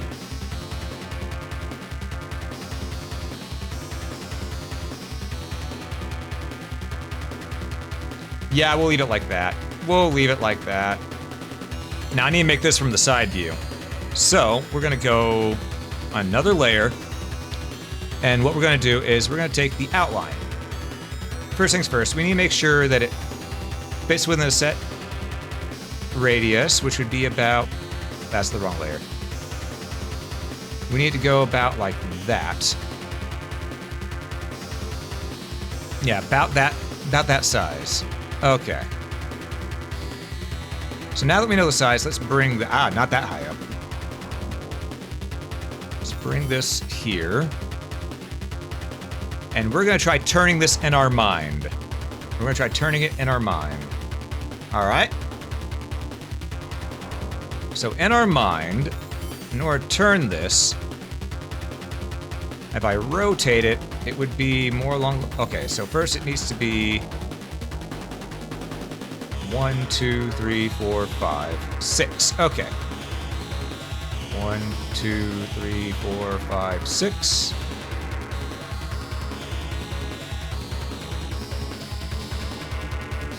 There we go. Okay, we got the box shape. But here's the deal. Here's the deal. We know that this would be facing this away, so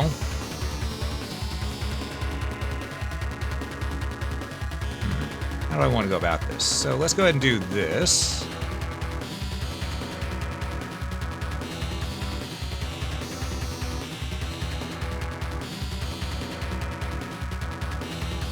All right, there we go. We got the side. Because from the side, you're not going to be seeing the brim for the most part. All right, and now we're going to grab the white, because that's the main color of it. Grab the yellow to use as the trim. As we know from the front, it comes all the way up like that, and goes most of the way down the back. Not all the way down the back, just most of the way down. However, in the front, it goes all the way down. All right. I think what we want to do is we're actually going to move this ever so slightly. Let's do this. Move it forward a bit.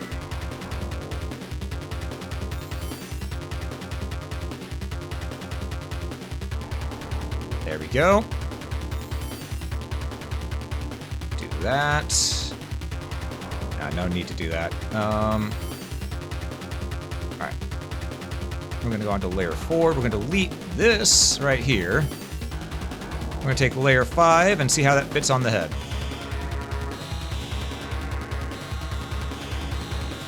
Still a little tall. We're going to need to shrink it down a little bit. Just because it's supposed to sit on his head, not go too high above his head, you know? We're staying within that 16 by 16 block, so we got to be careful about this. Meaning, we got to do this, folks.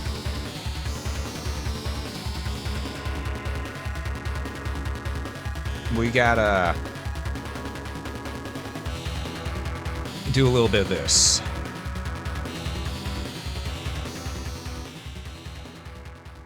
I don't like it. Chico no like. Which means what we're going to do is we're going to move this part a little more forward.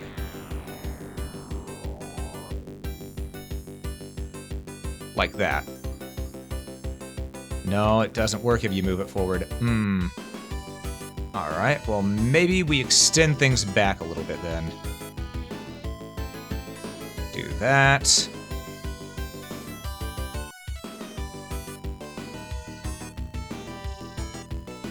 Alright, hold on, let me get rid of that real quick.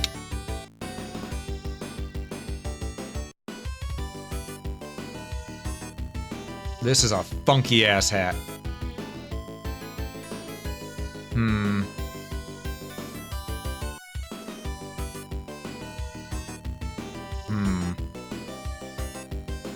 Though, it does still work, technically. Oh, what I could do is this, actually. Hold up.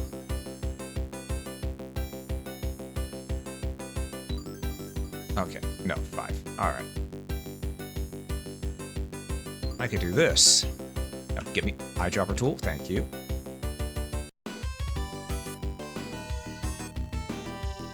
Do that. Grab that, bring that down. No.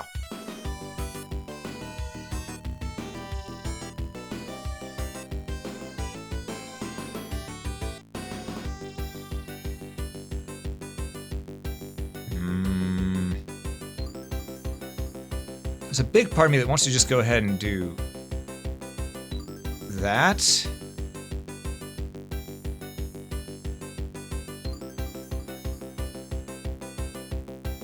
Though that doesn't match the way the hat looks from the side, unfortunately. So, if I do that, it would need to be more like this.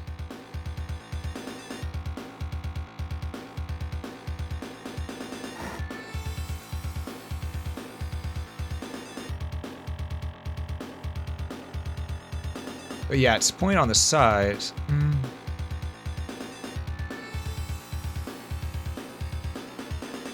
And it comes down on the front, so we could see it coming down the front. So in the end, it does have to go down like this. Okay. Accidentally wrote myself into that, didn't I? Ah, well. C'est la vie.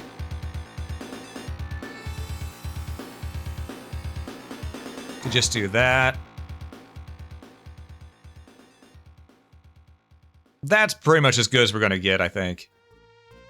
Unfortunately.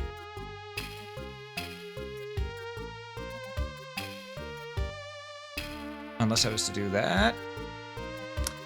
God, that shows how funky of a hat it is. But it do sort of work. It do sort of work. I would just need to extend it out more this way.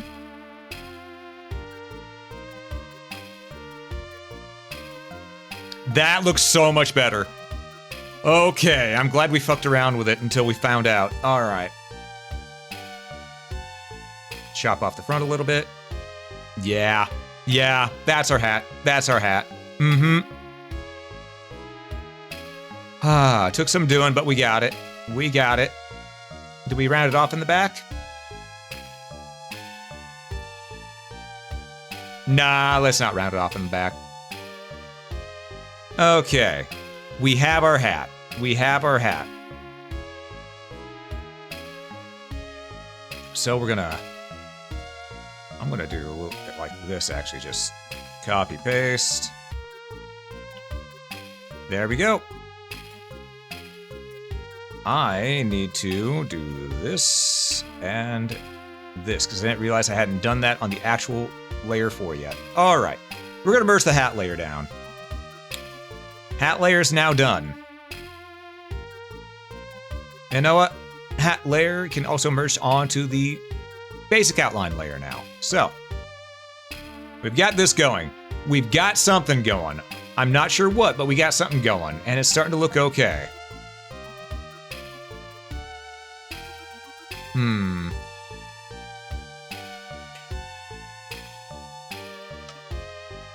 All right, so.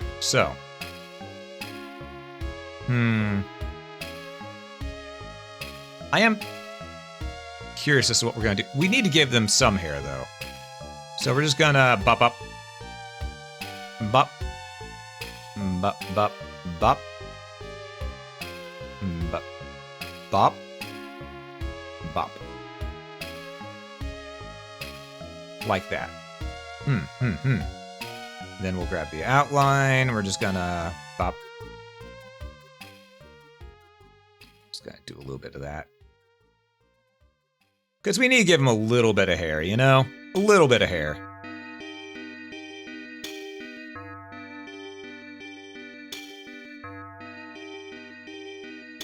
We don't have to give him a lot of bit of hair, just a little bit of hair.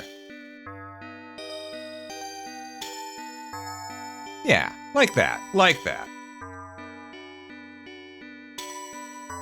I think that's nice. Hey, Abaddon, welcome in, welcome in. Oh, congrats, Abaddon. I hope you had fun with it. I know a lot of people have been enjoying that game, but I know it's been a little wonky on PC. So I hope you've been having a lot of fun with it.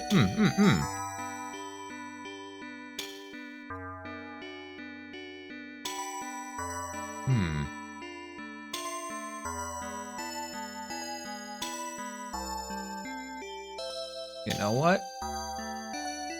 Just gonna give him one bit right there.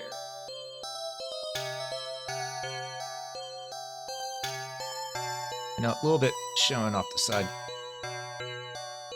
There we go. Perfect. Okay. Now, what we need to do is, just so I stop messing about like this, we're going to grab that. We're going to replace the color with our proper outline. Okay. Better. Better.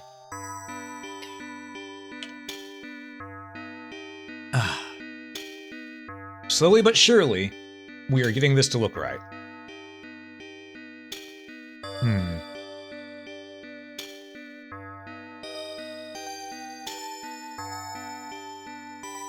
Now, how do we want to have the priest cloth be? All right, we're gonna create a new layer, and we know the priest cloth is going to be white with the yellow trim. So, I think what we're gonna do is we're going to have it come down like this.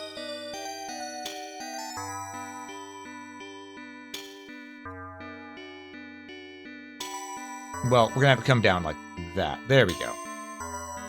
on the front, just down like that. A little bit.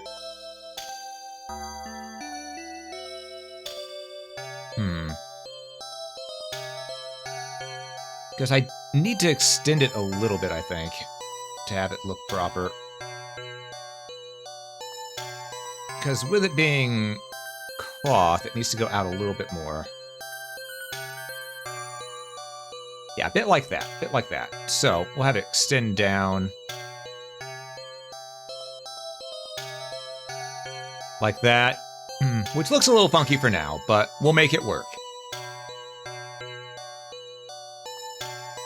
Alright, and on the back it'd be the same, so that's 1, 2, 3, 4. 1, 2, 4. Bring it down to about right here. Alright. I think we do want to have it... Well, we'll have it be like that for now. But we also want some long robes. So we're gonna... It's gonna take a bit to get this to look right, but we can do it. Bum ba dum bum bum bum bum bum bum bum bum bum bum. All right.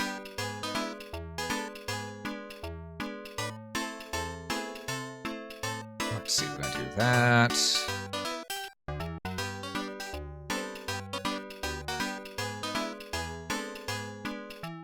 Perfect. And yeah, that means that everything need to be like that. Okay, so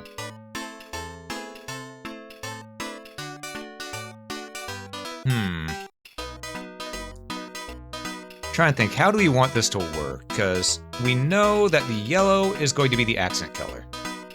So that'll be...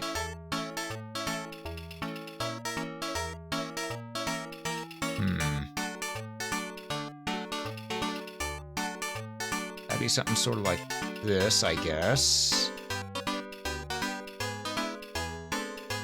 A bit of yellow trim. Not sure I like how it's looking so far, but we'll figure it out as we go. We'll figure it out as we go.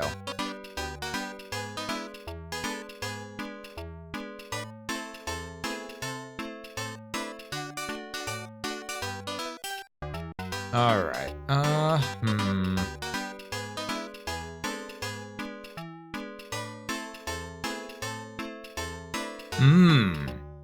I see, okay.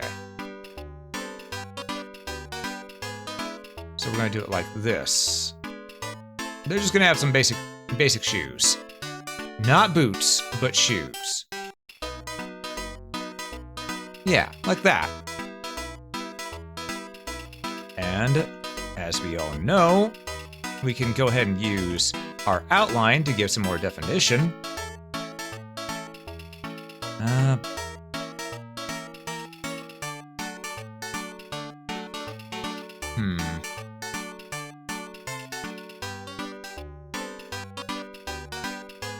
Yeah, we'll do that.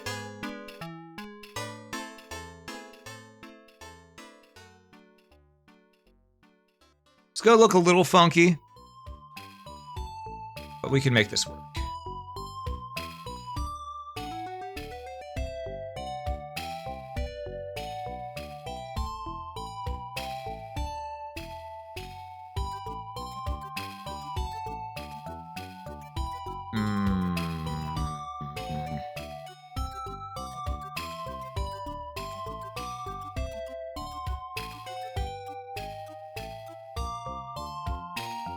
Could do that. Oh, that's too blocky. That could work. Okay.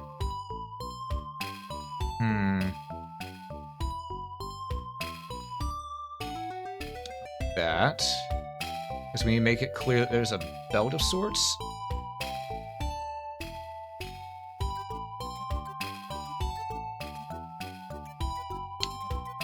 This is much harder than I anticipated it would be for this specific class. Alright.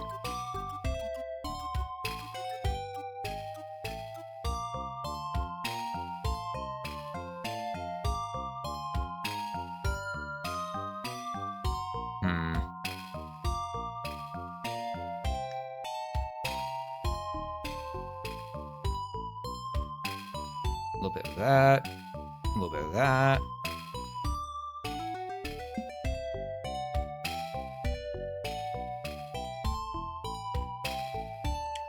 Ooh, that's what I could do. That'd be like the shoulder things coming down instead of just an entire thing on the front. Okay, okay, that works better.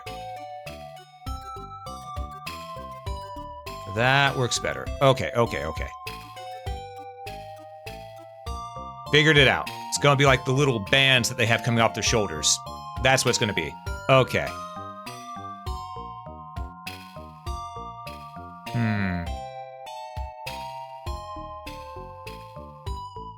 And on the back, it won't be as long, would it?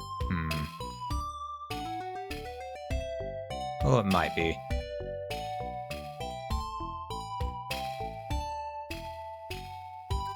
No, it'd be a little shorter on the back, I think. So we're gonna do this.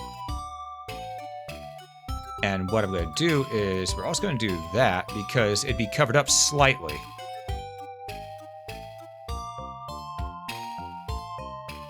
Okay, okay. I'm slowly but surely figuring this out, which means we need to make the boots, or the shoes, white, not yellow.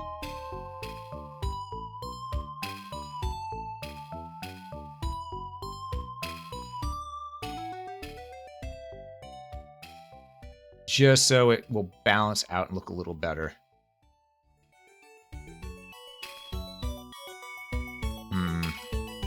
Though for the back foot here, we'll just do that, I think.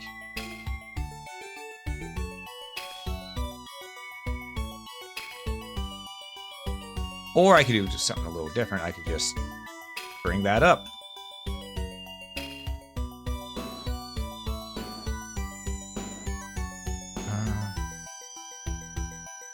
Because we'll raise this. We'll give a belt. Real quick. Just so we can have a line of reference. Okay.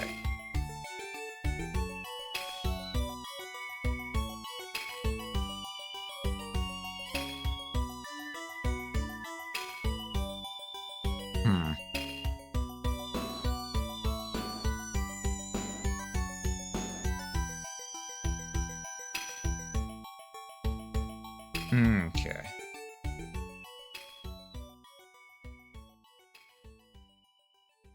Definitely makes it harder to do, though.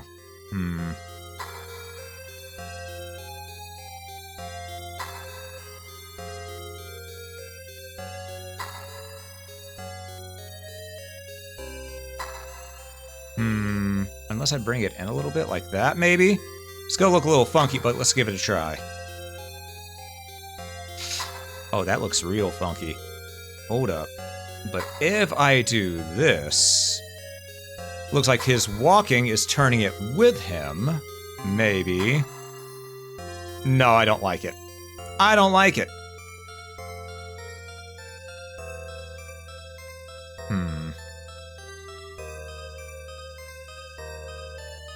This is proving to be a real pain in the ass. Alright.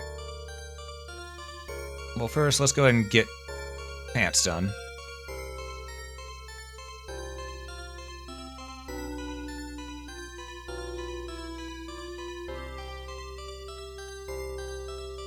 I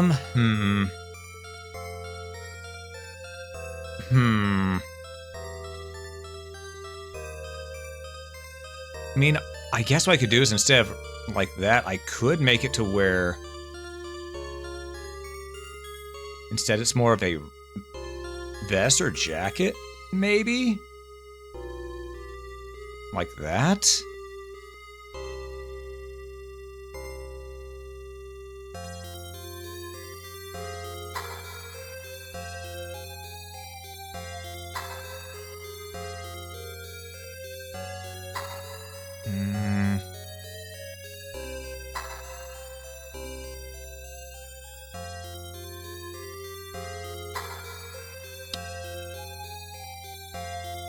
I don't know. I don't know. It's definitely proving to be harder than I expected it was going to be. I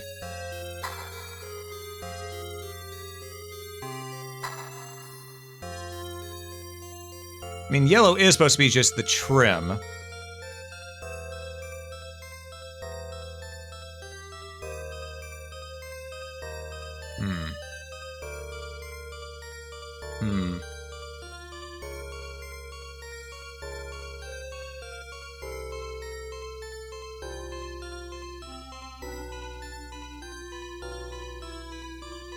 Let's try this.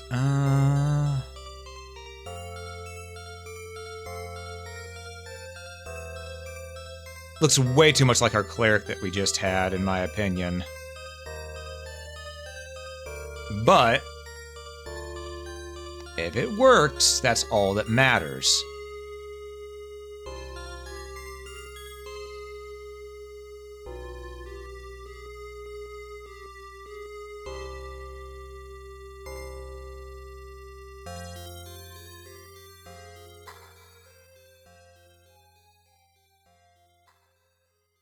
Do that.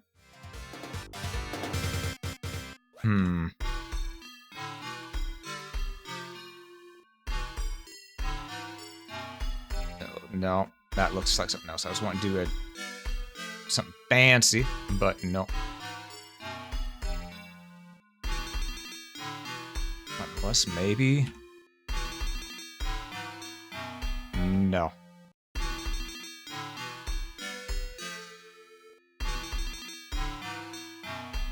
That doesn't look too bad, actually. That said, it does mean that I need to use more of this.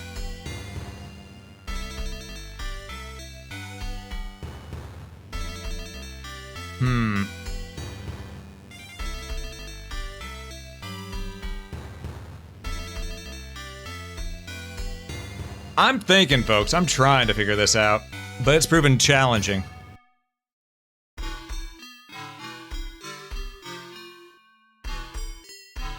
Do that. Okay, there we go. There we go. I found it. I found it. I found the secret sauce. Okay.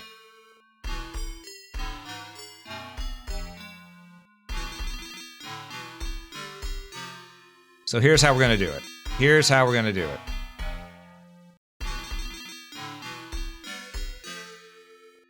We're gonna go ahead and do that. Do that. Do that. That. Okay. We found the secret sauce. We need to do just the trim with the yellow. That's fine.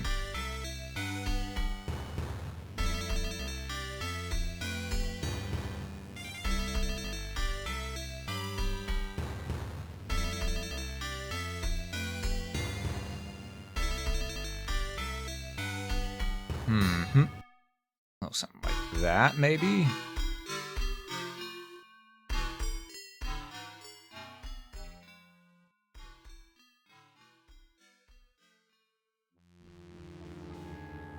Okay. Okay. Figuring it out. Figuring it out. We're moving. We're moving. Cause yeah, now we know that we're gonna do trim on the arms like this.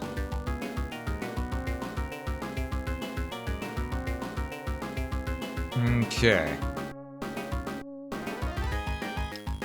And from here it would be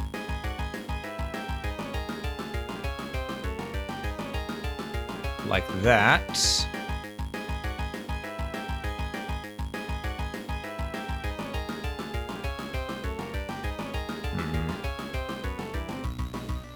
Oh wait, no, I did that one level too low. Hold up.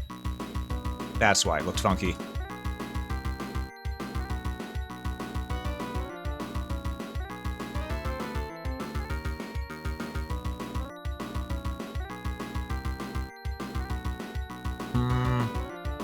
Still looks a little funky, but it's looking better. Okay. Okay, okay, okay.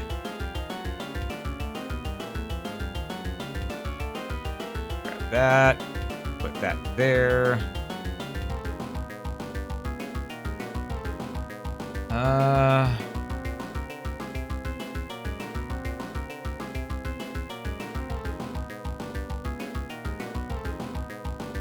Do a little bit of that, maybe.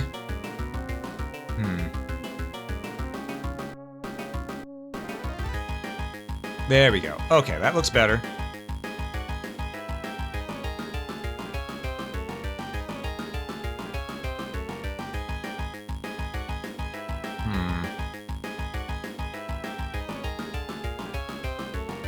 Secret sauce was...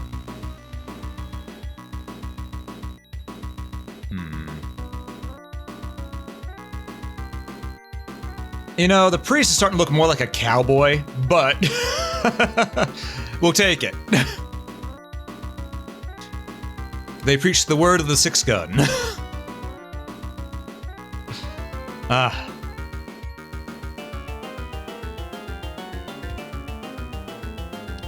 All right.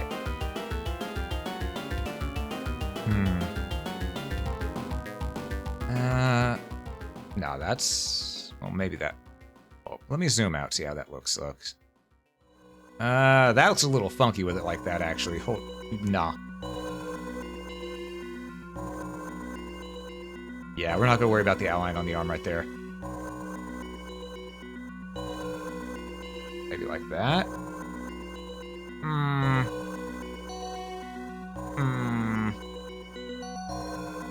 Meh. Yeah, we'll just... Oh, I could do that for the front.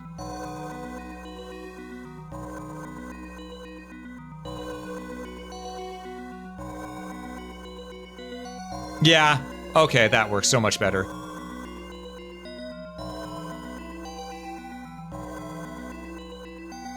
Took a bit of doing, but we finally got it to work. Okay. Okay. Oof.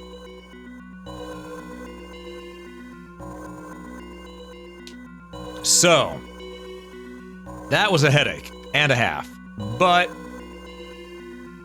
we got the clothes done. Let's go ahead and merge that down. Hell yeah. Because everybody knows what time it is now. It's time that we make 2 copies of this.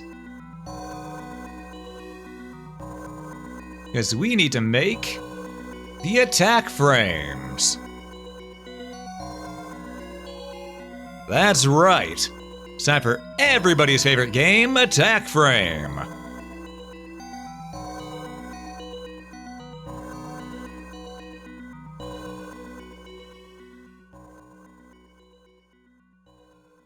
Copy, shift in, bada bing, bada boom. Okay. Attaches right underneath the chin. Okay. So like that, gotcha. Okay.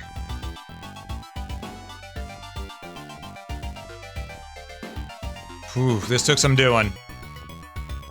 This took some doing, I ain't even gonna lie to you.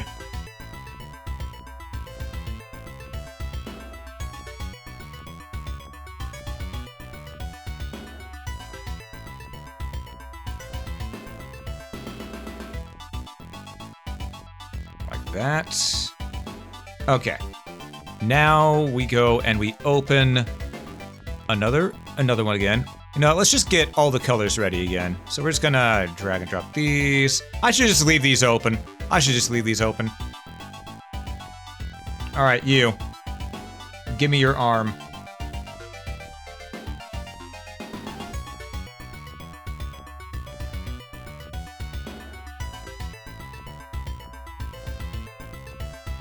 Okay. And that needs to be connected in the exact same spot. Like, well...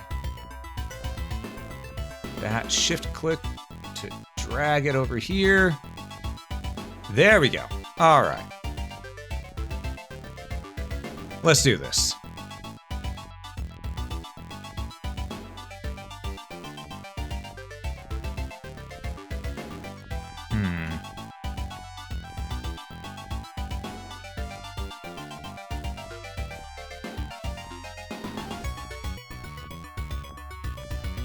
So now we need the gold.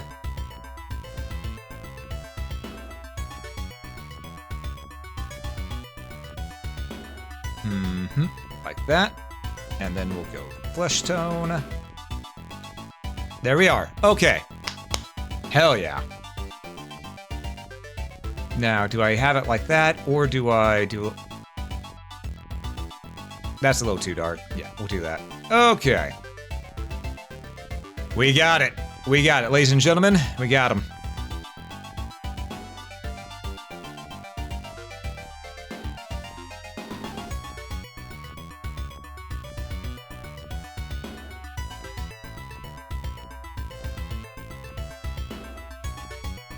All right. Copy, paste, shift horizontal. There we go. Of course, we just do this. Horizontal. Perfect. And now we take care of this, which should be fairly easy for both the front and the back, hopefully.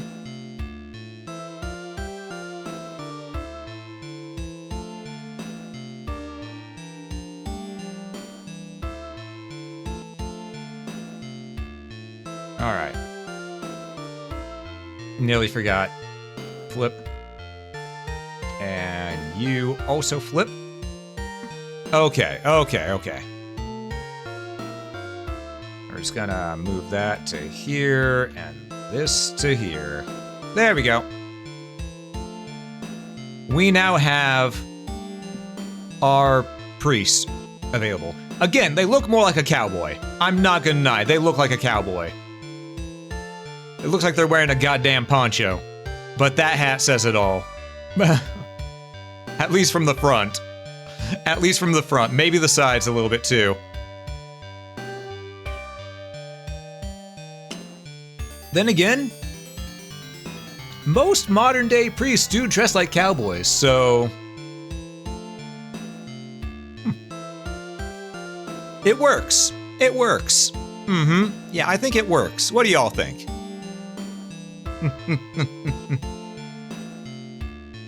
Alright, so we know what we're doing. Move out every zig. Copy the whole thing. New. Go, we're just gonna bring this over this way so it's there. Shift, player characters. This will be priest. Priest base. There we go. All right, let's go ahead and export the yellow one. And now we change the colors.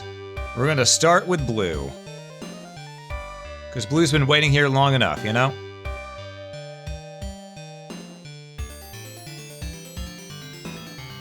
Shift R. Ba-ba-bum.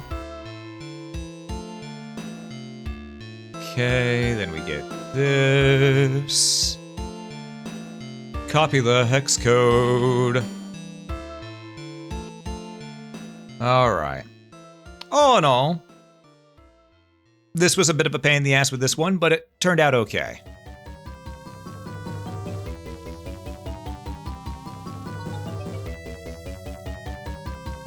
Okay, now for green.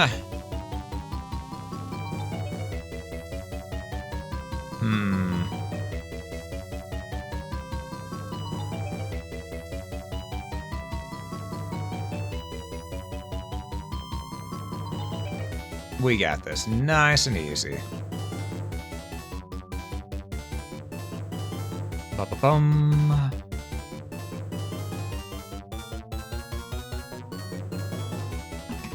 Green. Okay. Just popping my knuckles. Don't mind me. And also stretching a bit. Because it's been a while. It's time to stretch. Oh, there goes my back. That felt good. Okay. I'm also gonna have myself a grape real quick. Maybe two. Got a whole vine in this bowl right here.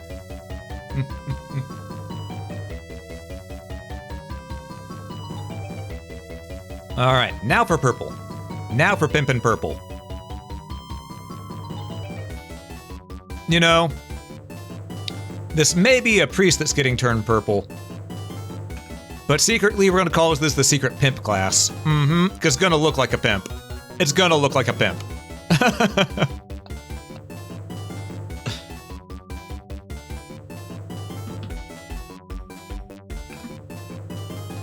All right.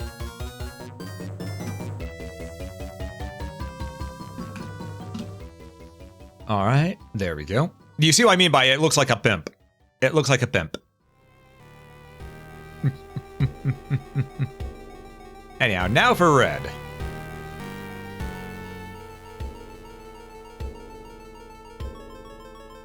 Ba-ba-ba-bum, ba-ba-ba-bum-bum-bum. Okay.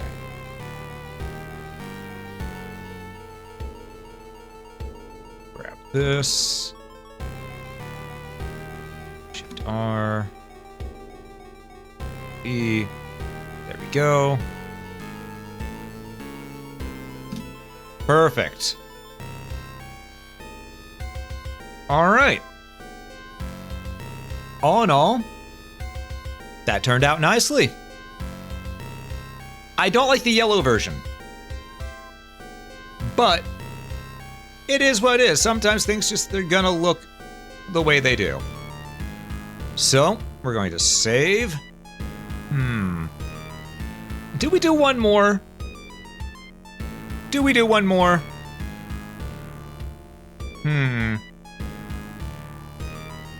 Because I did read out the entire instruction manual as well.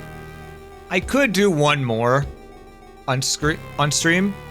We are at 2.5 hours.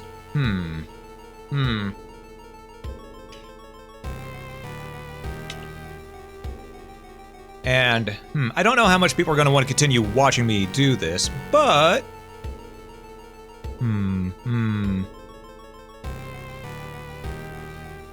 I think we will go for... Yeah, I think we'll go ahead and do... Maybe a little bit more? Maybe a little bit more? Yeah, let's do a little bit more. Let's do one more. Because next up would be the mage. Of the base classes, next up would be the mage. So... Alright.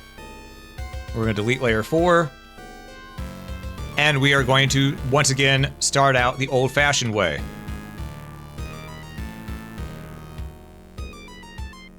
Copy.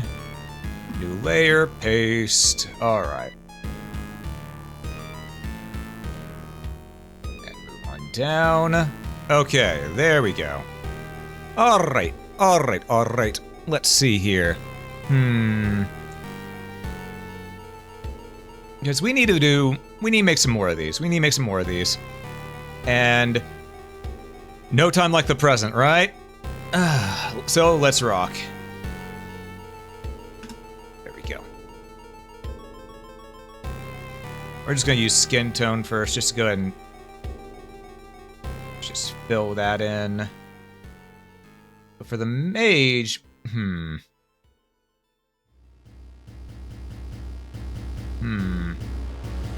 Trying to think of what we want to do for the mage, though. How we want to build them out.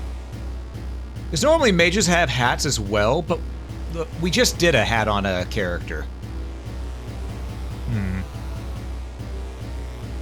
So I don't know. I don't know.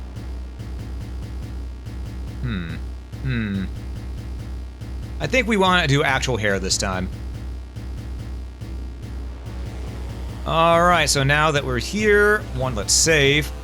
And 2, let's get some blue for the outline. Alright, let's go ahead and make some hair on this character. I think we want... Do we want short or long hair on the mage? Because we got long hair on the scout, the seeker. We've got...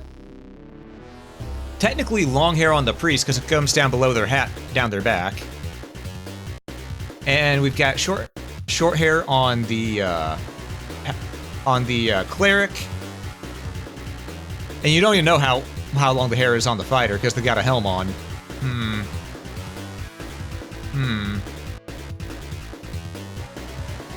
Trying to think, do we want long or short hair on the mage?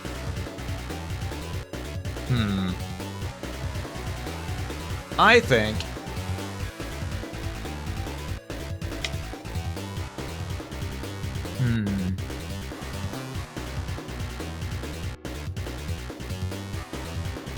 My gut instinct tells me to go long hair for the mage, but I think I want to do short hair for the mage.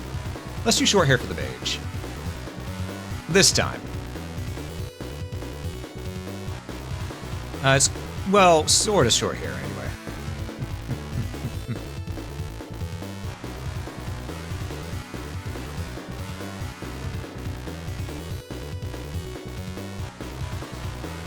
It's gonna be a little bit wild hair, but that's also part of the fun, you know?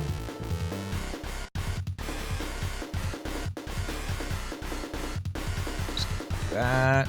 Stretch it out like that. There we go.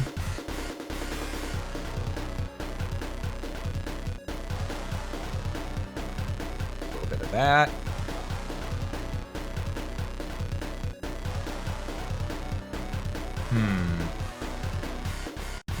Well, maybe not in all the way yet.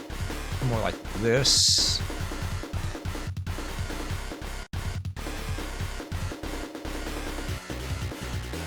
And like that. I have a vision. Is it a good vision? I don't know. But I have a vision.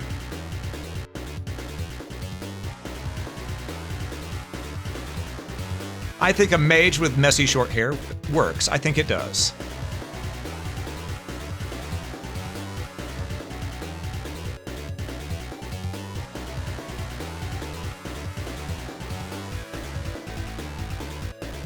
Yeah, I think it does.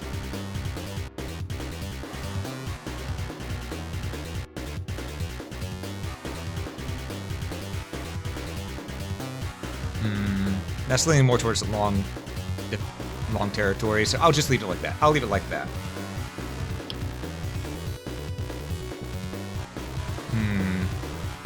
Main problem is going to be whenever it comes to putting the outline around it to make it look right.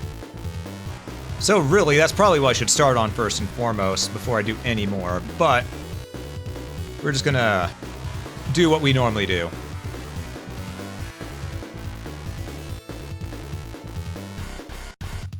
Copy, paste, bring it over this way, flip it, all right.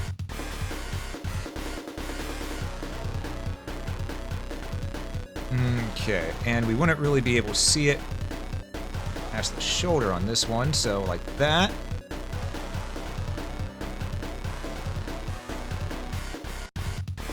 Because it is shorter here, we won't be able to see all of it like this, so let's go ahead. Do a little bit of that.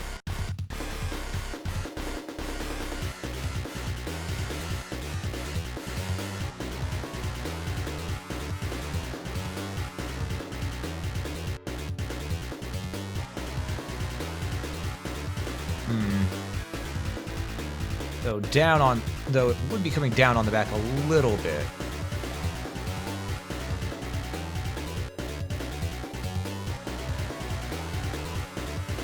Not a lot of it, just a little bit.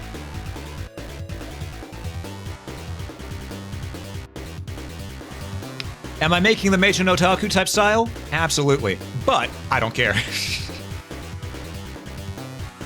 All right. Copy, paste. Ah, damn it. All right. Paste, drag, drop.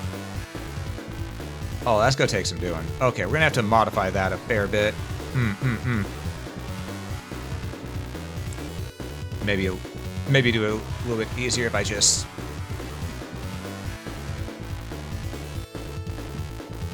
that, and then maybe... here, move that up. Yeah, we can go from here. Take this. Bring that shit back in. Because we don't want it going too far off the back.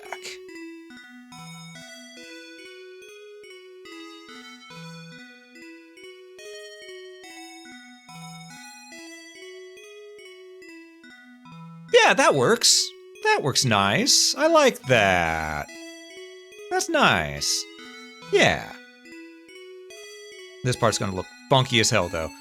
Alright. So. Maybe trim it a little bit.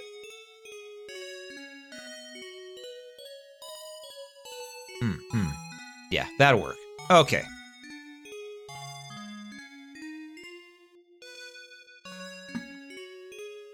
Okay. So far, so good. We're gonna get the outline, and we're just gonna put the trim on now.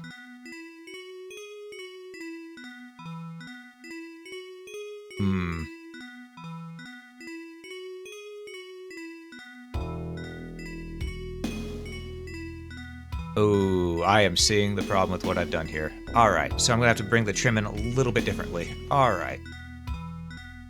So trim will be more like this.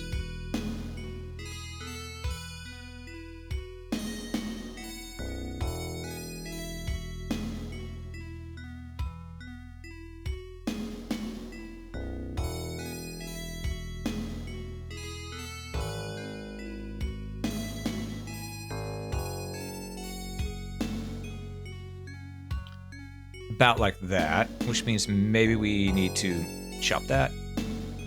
Okay, that doesn't look that bad. Yeah, that doesn't look that bad. Okay. Now that I've got that trimmed, I can do this. I can go ahead and modify how this looks by deleting that, and we're gonna do this. Drag and drop. Nice and easy. Now I gotta do the trim for the back and the front. Alright. Or the outline, technically. Bleh. Semantics. Dangerous in any language, deadly in English.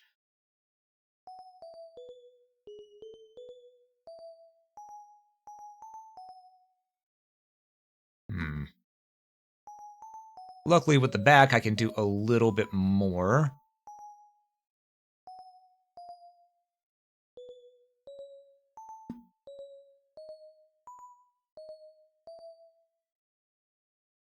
Still looks a bit funky.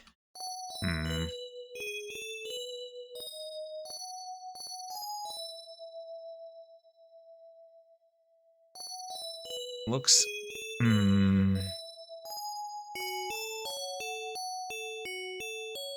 I may have to... Oop, that's the wrong button.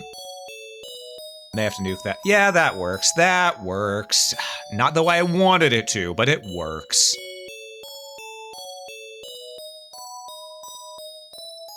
Alright.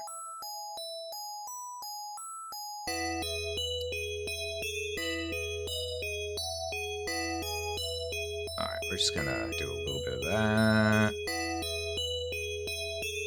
This.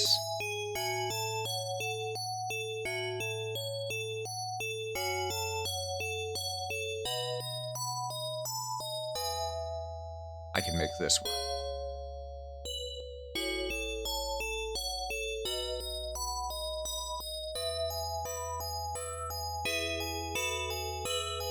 There we go. Okay, that works, that works. Okay. Okay. We got it. It's fine. And now we do this, where we go ahead, grab that, and we change it to the non-sketch color. There we go. Hey, Ethereal, welcome in, welcome in. Good to see you. Hope you're doing well today. We're working on making the mage right now.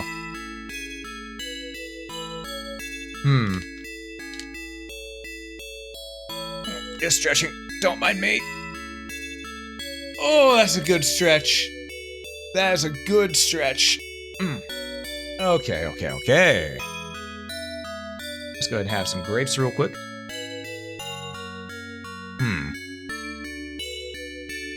Now I gotta think, how do I want to design the outfit on the mage?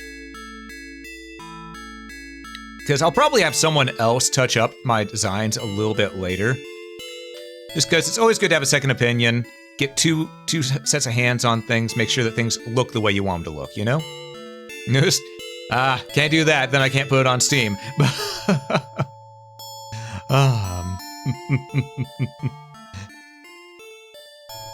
Alright, so let's see here. We're gonna start drawing with that. That's the hair layer.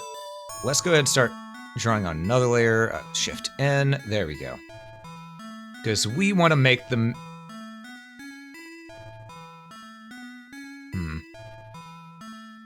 How do we want to make the mage, though? Because being stuck with only 3 colors, just so it looks like a proper Game Boy Color sprite, that's a massive pain in the ass. But we're working with it. We're understanding what it was like for people in the past who had to do this. So.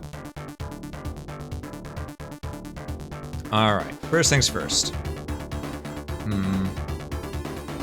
Let's see. I think...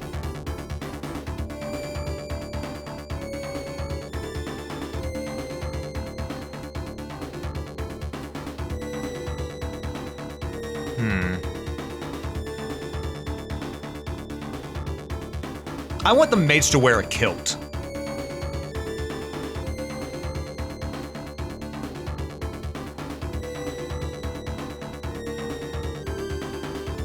So the mage is gonna wear a kilt. Mm-hmm. Mage is gonna wear a kilt, just because.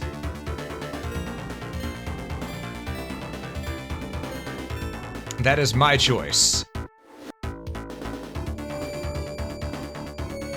Alright. That'll probably go there. We'll make it work. We'll make it work.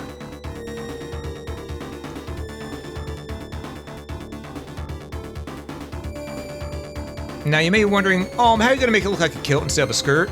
Easy, kilts go down much further than a skirt does. Mm-hmm.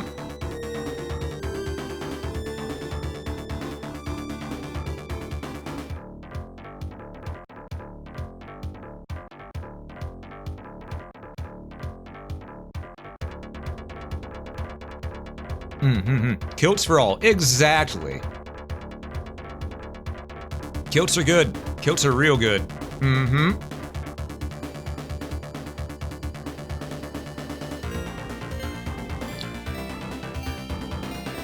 Alright, we'll go like that, and...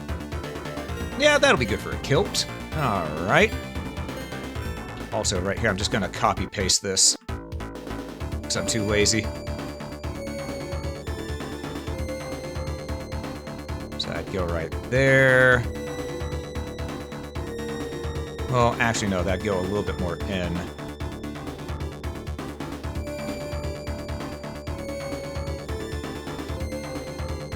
Like that. No, I can modify this. I can modify this.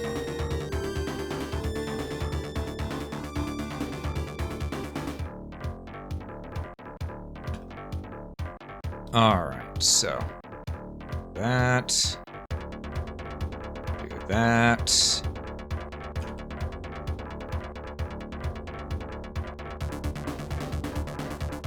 There we go, there's the kilt area. We're just not gonna worry about that or that. It's...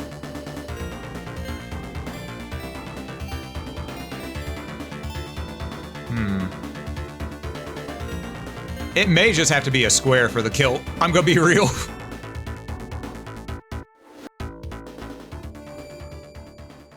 There we go, there's the kilt. Alright.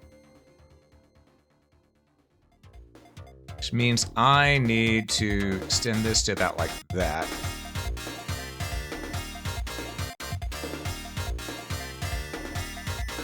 There we go. All right. Tartan design. Tartan. I don't know the technical terms. All I know is that kilts, very warm, very comfortable, but also nice and cool on those warm summer days.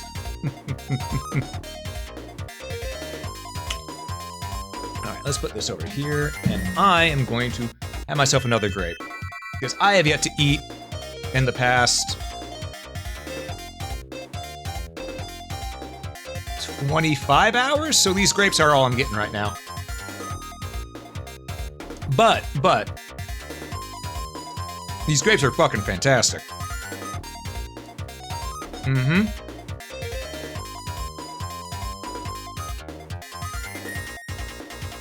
Though I will tell you this, me being unable to sleep here the past couple days, well, I finally slept yesterday, or yeah, yesterday now.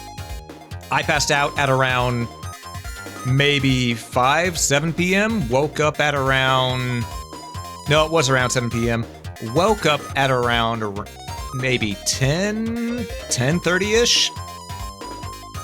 But before that, I had not slept the entire day, and I got so much done when it comes to this entire game idea. There's still a little bit of stuff I need to work on, but overall, I've got the main hard part done, which was making the concept, the mechanical ideas, how they'll work, classes, races, functions. You know, the hard part's done. Now it's just getting the art done and getting someone to code it all together, because I can't code to save my life.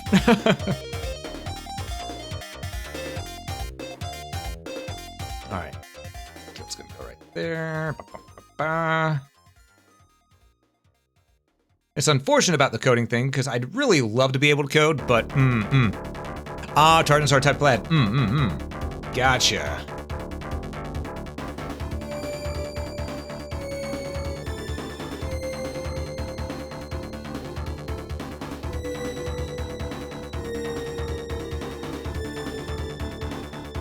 There we go. Got the kilt right there. It's raised a little bit there because we want to be able to see the foot back there at least. Hated programming in high school. I didn't even get to learn programming in high school, even though I didn't start learning programming until my IT class, and even then, I barely passed through the code part. That's why, even though I'm a software guy, I know how to make the softwares function, such as commands and how to repair things. Coding is my kryptonite. Every part of software, except for coding, I can do. That's the one part that's my kryptonite.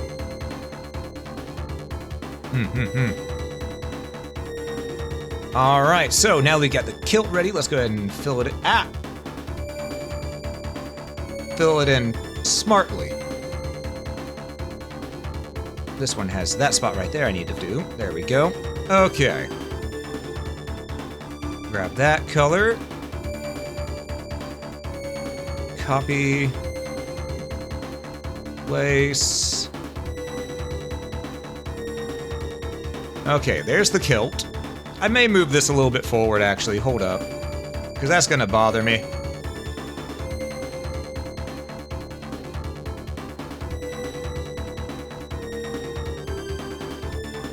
That was going to bug the hell out of me if I didn't do that.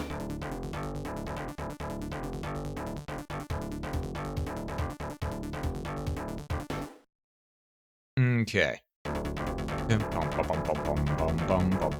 Okay, I've listened to this soundtrack a couple times over. Let's get another soundtrack going real quick. I love Phantasy Star 4, but it's repeated. It's repeated now, so let's see. Ah! Mythic Quest. Please don't have an ad. Perfect.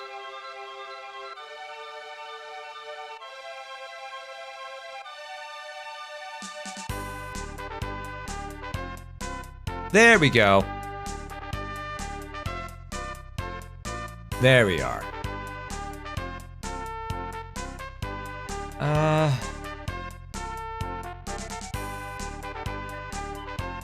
That looks more like a skirt like that instead of a kilt, but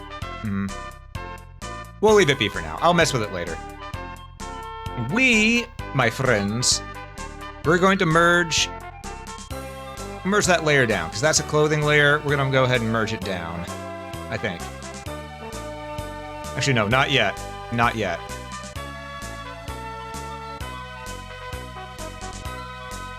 There we go. Now we'll merge it down. Okay.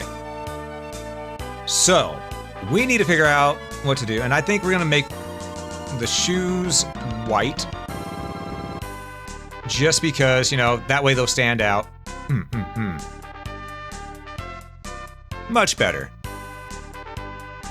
Took CAD classes in high school. Can't remember if it was 1 or 2 semesters college level. Ooh. Yeah. Coding is rough. That's all I'm going to say. Coding is rough. Big shout out to anyone who knows how to code, because they a real legend. They a real legend. Because that shit is rough.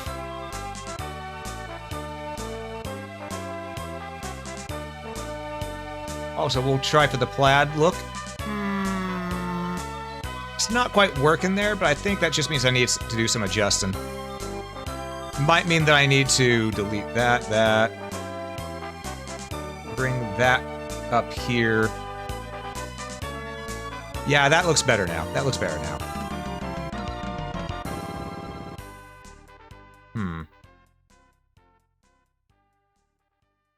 Do a little of that. Okay.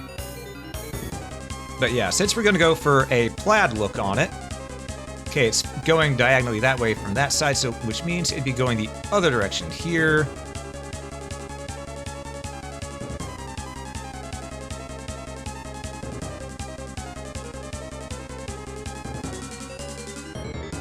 Yep, that'd be correct right there.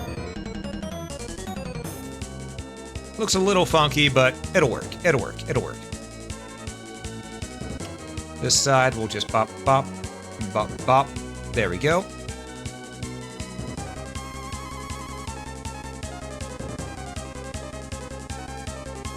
There we go. Still seems a little funky to me, but we can make it work. We can make it work.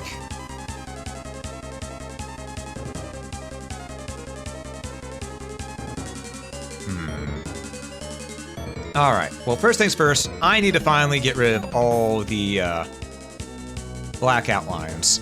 So,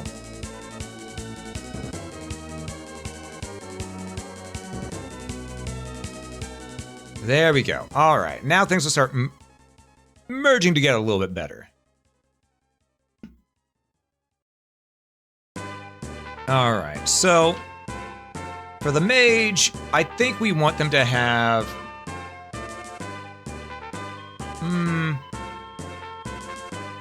Let's give them a normal shirt. Like that. It's gonna be sort of a vest type thing. But yeah, now they're gonna have a normal shirt all the way up here. Like that.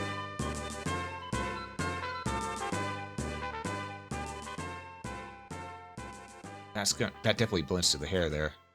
Not a fan of that, but it is what it is.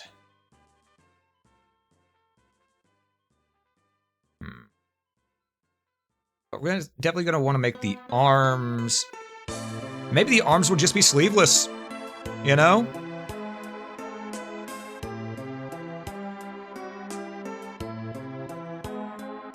That's yellow. I grabbed the wrong color. There we go.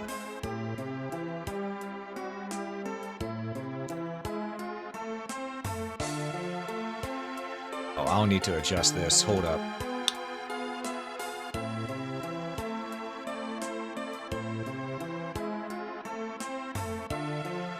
Oh, that looks funky. I'm gonna have to put in some darker colors in this part right here. Give me a moment.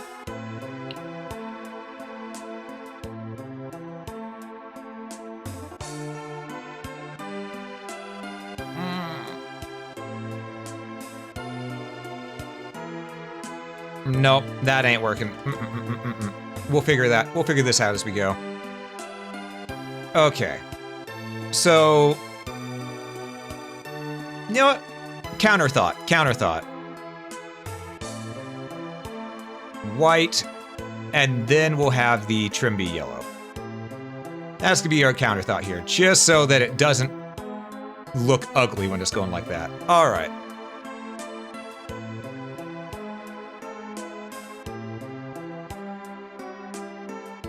Alright, so... do that. I nearly forgot about this.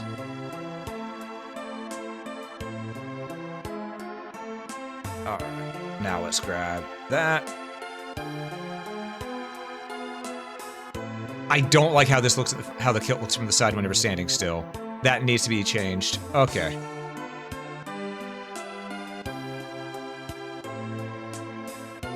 And you know what? You don't wear pants with a kilt, so... there we go.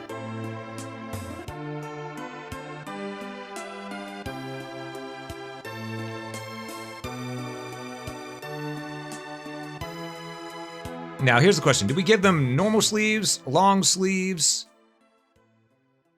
No,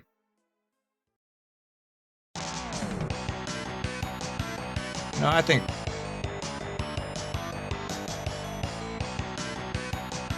that works.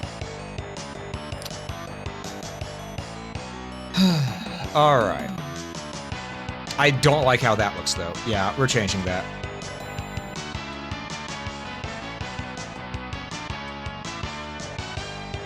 That, deleting that.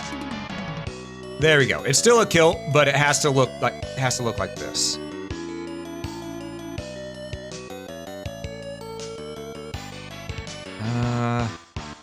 Though this does mean I need to change the pattern right here a little bit.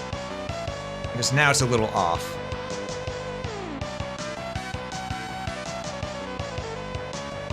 Means I gotta do this. There we go.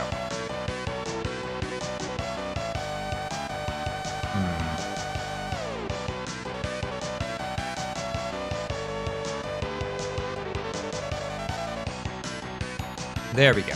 Okay. And now it's wearing a kilt proper. Okay, okay.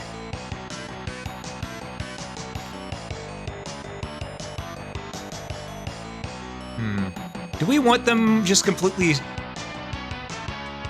like this, or do we want them to have gloves? Because we could get them gloves. You know?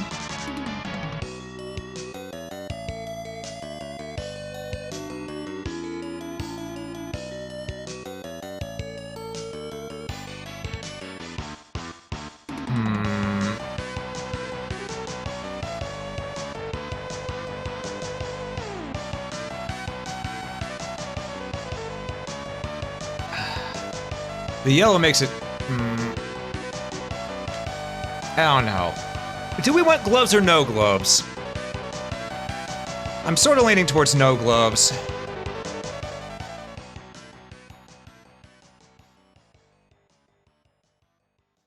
Yeah, no gloves looks better.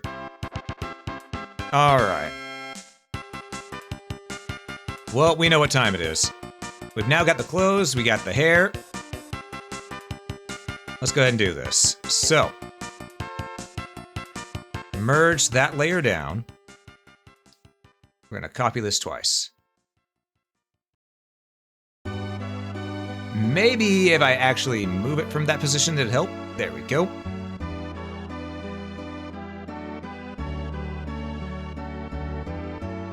All right, we know the drill. We gotta get rid of the front leg.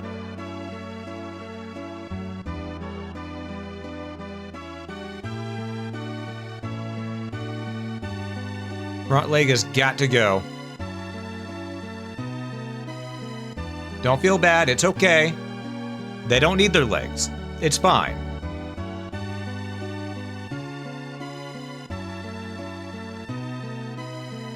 Grab this.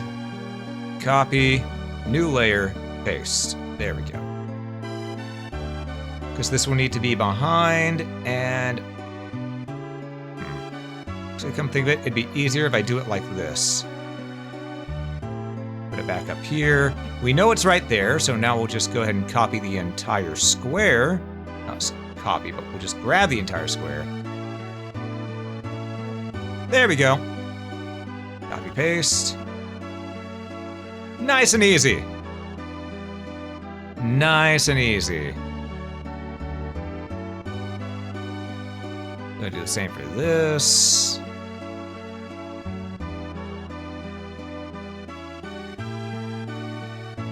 And go like this. Makes it nice and easy to line everything up. Hell yeah. Okay. So first things first. Change that to the proper outline color. We know the shoes are white. Pantsless. Because that's the way we rock here.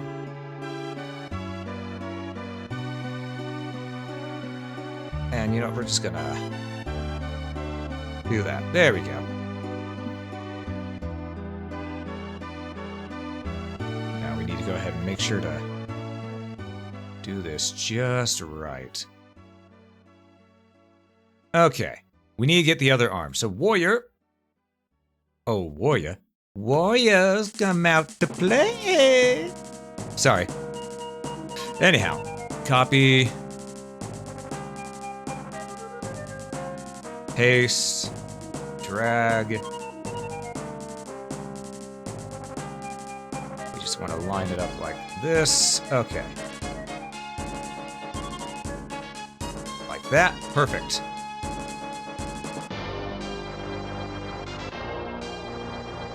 Bum ba bum ba bum ba bum ba bum.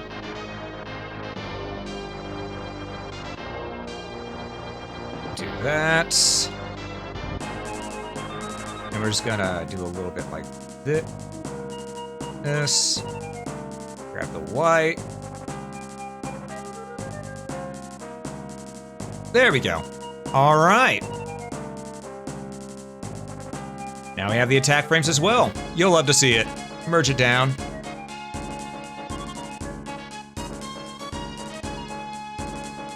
Alright. You know what? Probably would help if I actually brought those right next to each other first. There we go. Now we can do this. Then we do this. Copy, paste, shift horizontal. And we move it.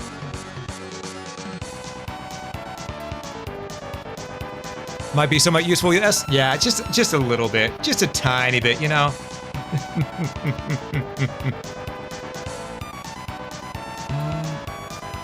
That back arm looks a little funky. Hold up.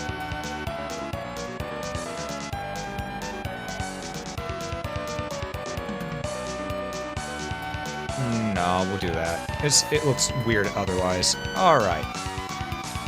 Here we go. Copy, paste. Deselect.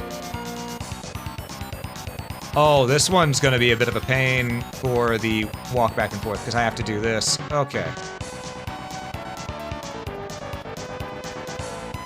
Gonna cut, new layer, paste right there. Okay. Deselect. Everything else in here, flip horizontal. There we go. At least it's not too much of a pain to get that fixed.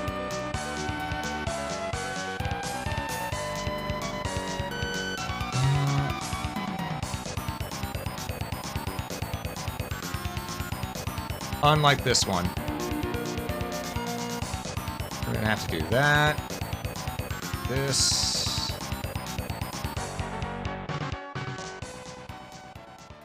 Actually, no. Hold up. It really is only this right here that I'm going to need to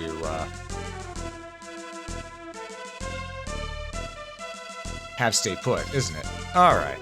So, cut, paste, and this part down to here, horizontal. I did the wrong button. That's Control H. What's this Control H do? No, no, no, no, no, no, no, no, no. Undo. Okay.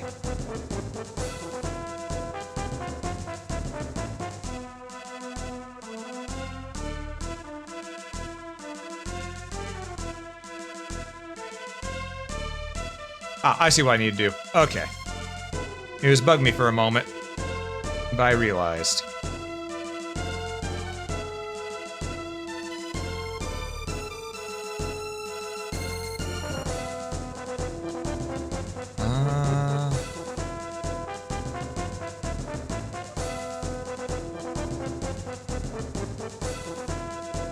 I guess from here, that would be more like that then, wouldn't it? Yep.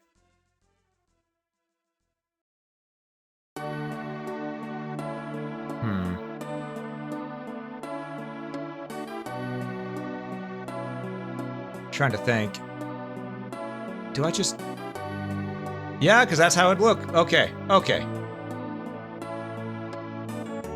We have this done. It took a bit of doing, but we got it done. Merge those two layers.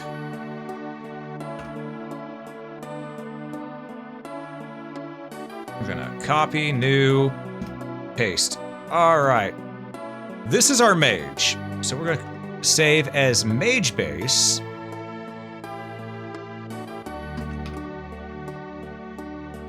The mage has a battle kilt.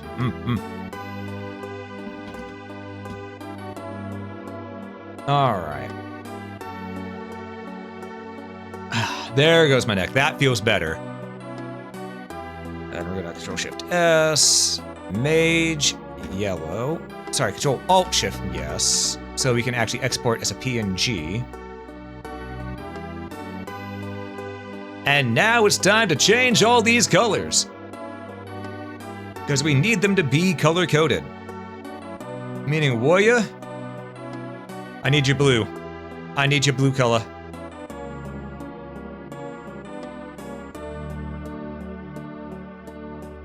Shift R. Okay. As well as your outline.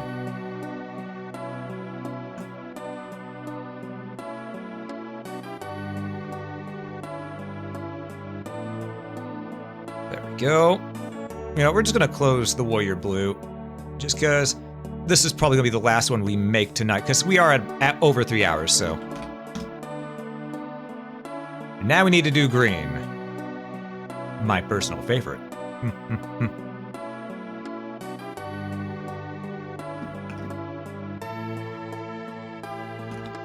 we go, apply. Alright. What RPG class would I be? I'm not really sure what class I'd be, if I'm real with you. At least not the one that I'm making. I don't know what class I'd be. I need to think on that, because one thing I do whenever when I was designing this game was I made sure that I didn't think of myself as a character at all. I want to make sure that I didn't self-insert for this. I want this to be just classes, you know, because if I accidentally self-inserted, I'd have a habit of, I'd probably make one class stronger than the others. I want them to all be very, very similar. Just with different abilities and such like that. That way there's still good reason to use each and every one.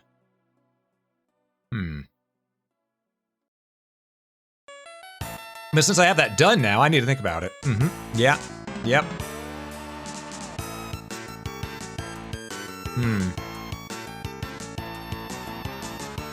Okay, I already did the green one. Time for purple.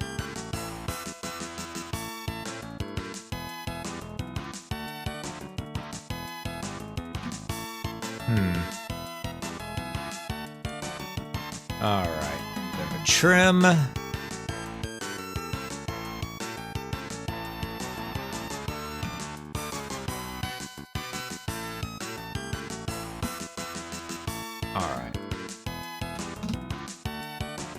Emerald is your birthstone? Hell yeah. Mine is diamond, so I'm the one who gets the clear one that everyone goes, ooh, fancy. I go,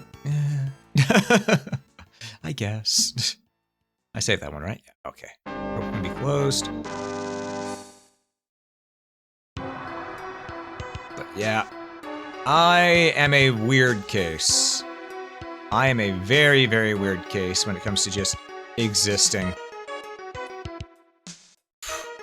Oh, that reminds me. I got told something very crazy today that I always made jokes about it before, but long story short, my first stepdad came back and is causing some problems, you know, with the events going on right now. Guy literally came in, got on to me telling me that I need to be more proactive because I am the last of my bloodline. Literally. And that it's on my head that I didn't allow my mom to have grandchildren. Just think of, god damn. A stop clock is right twice a day, but at the same time, go fuck yourself, sir. You know?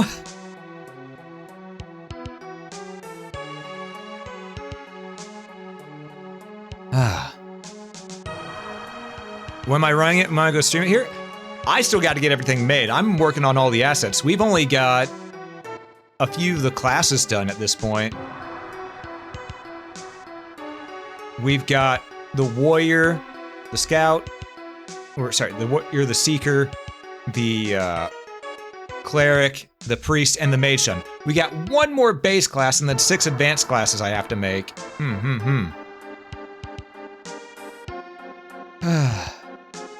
So, yeah. That's what we got left so, April. That's just on making the character sprites.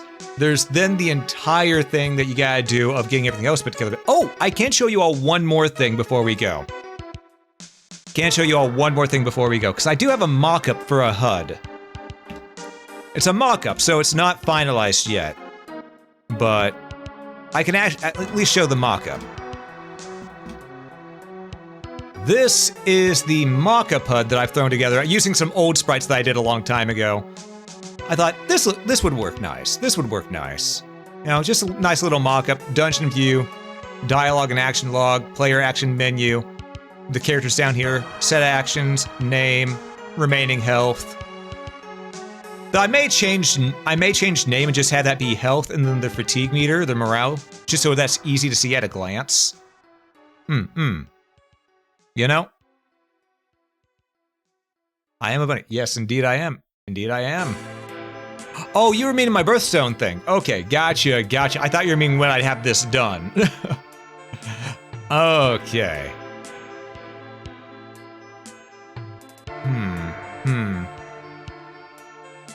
But yeah, overall, things are turning out all right. And well, I guess, let me just change screens here real quick.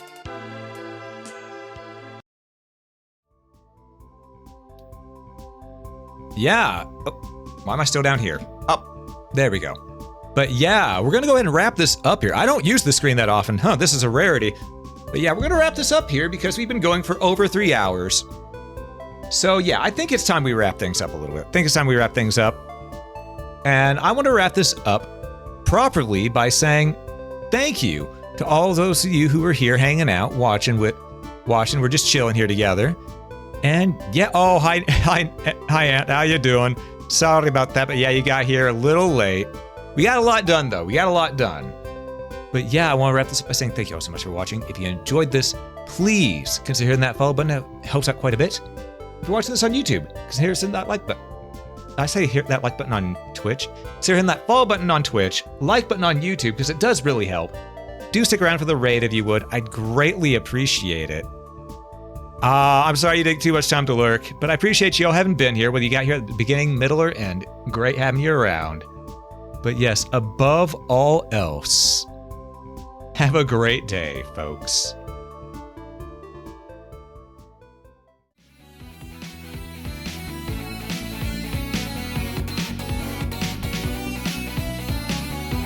All right, now let's find someone to raid.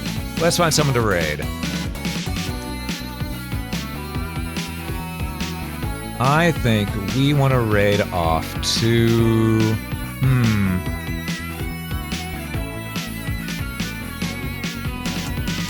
There's not many people live right now that I know, but I see a few. I'm trying to think which one would be the most appropriate.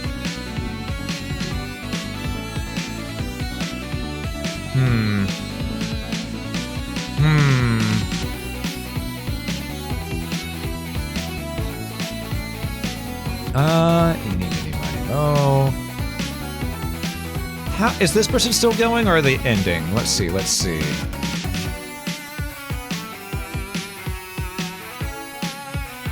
Yeah, I don't want to hear their ad. There we go. No, they're ending. All right.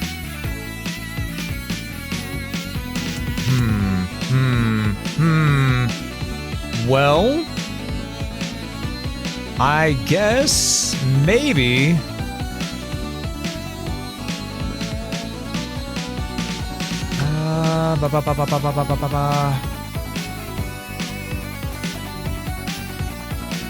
Oh, I know who we'll raid. We'll raid off to one of our buddies' friends.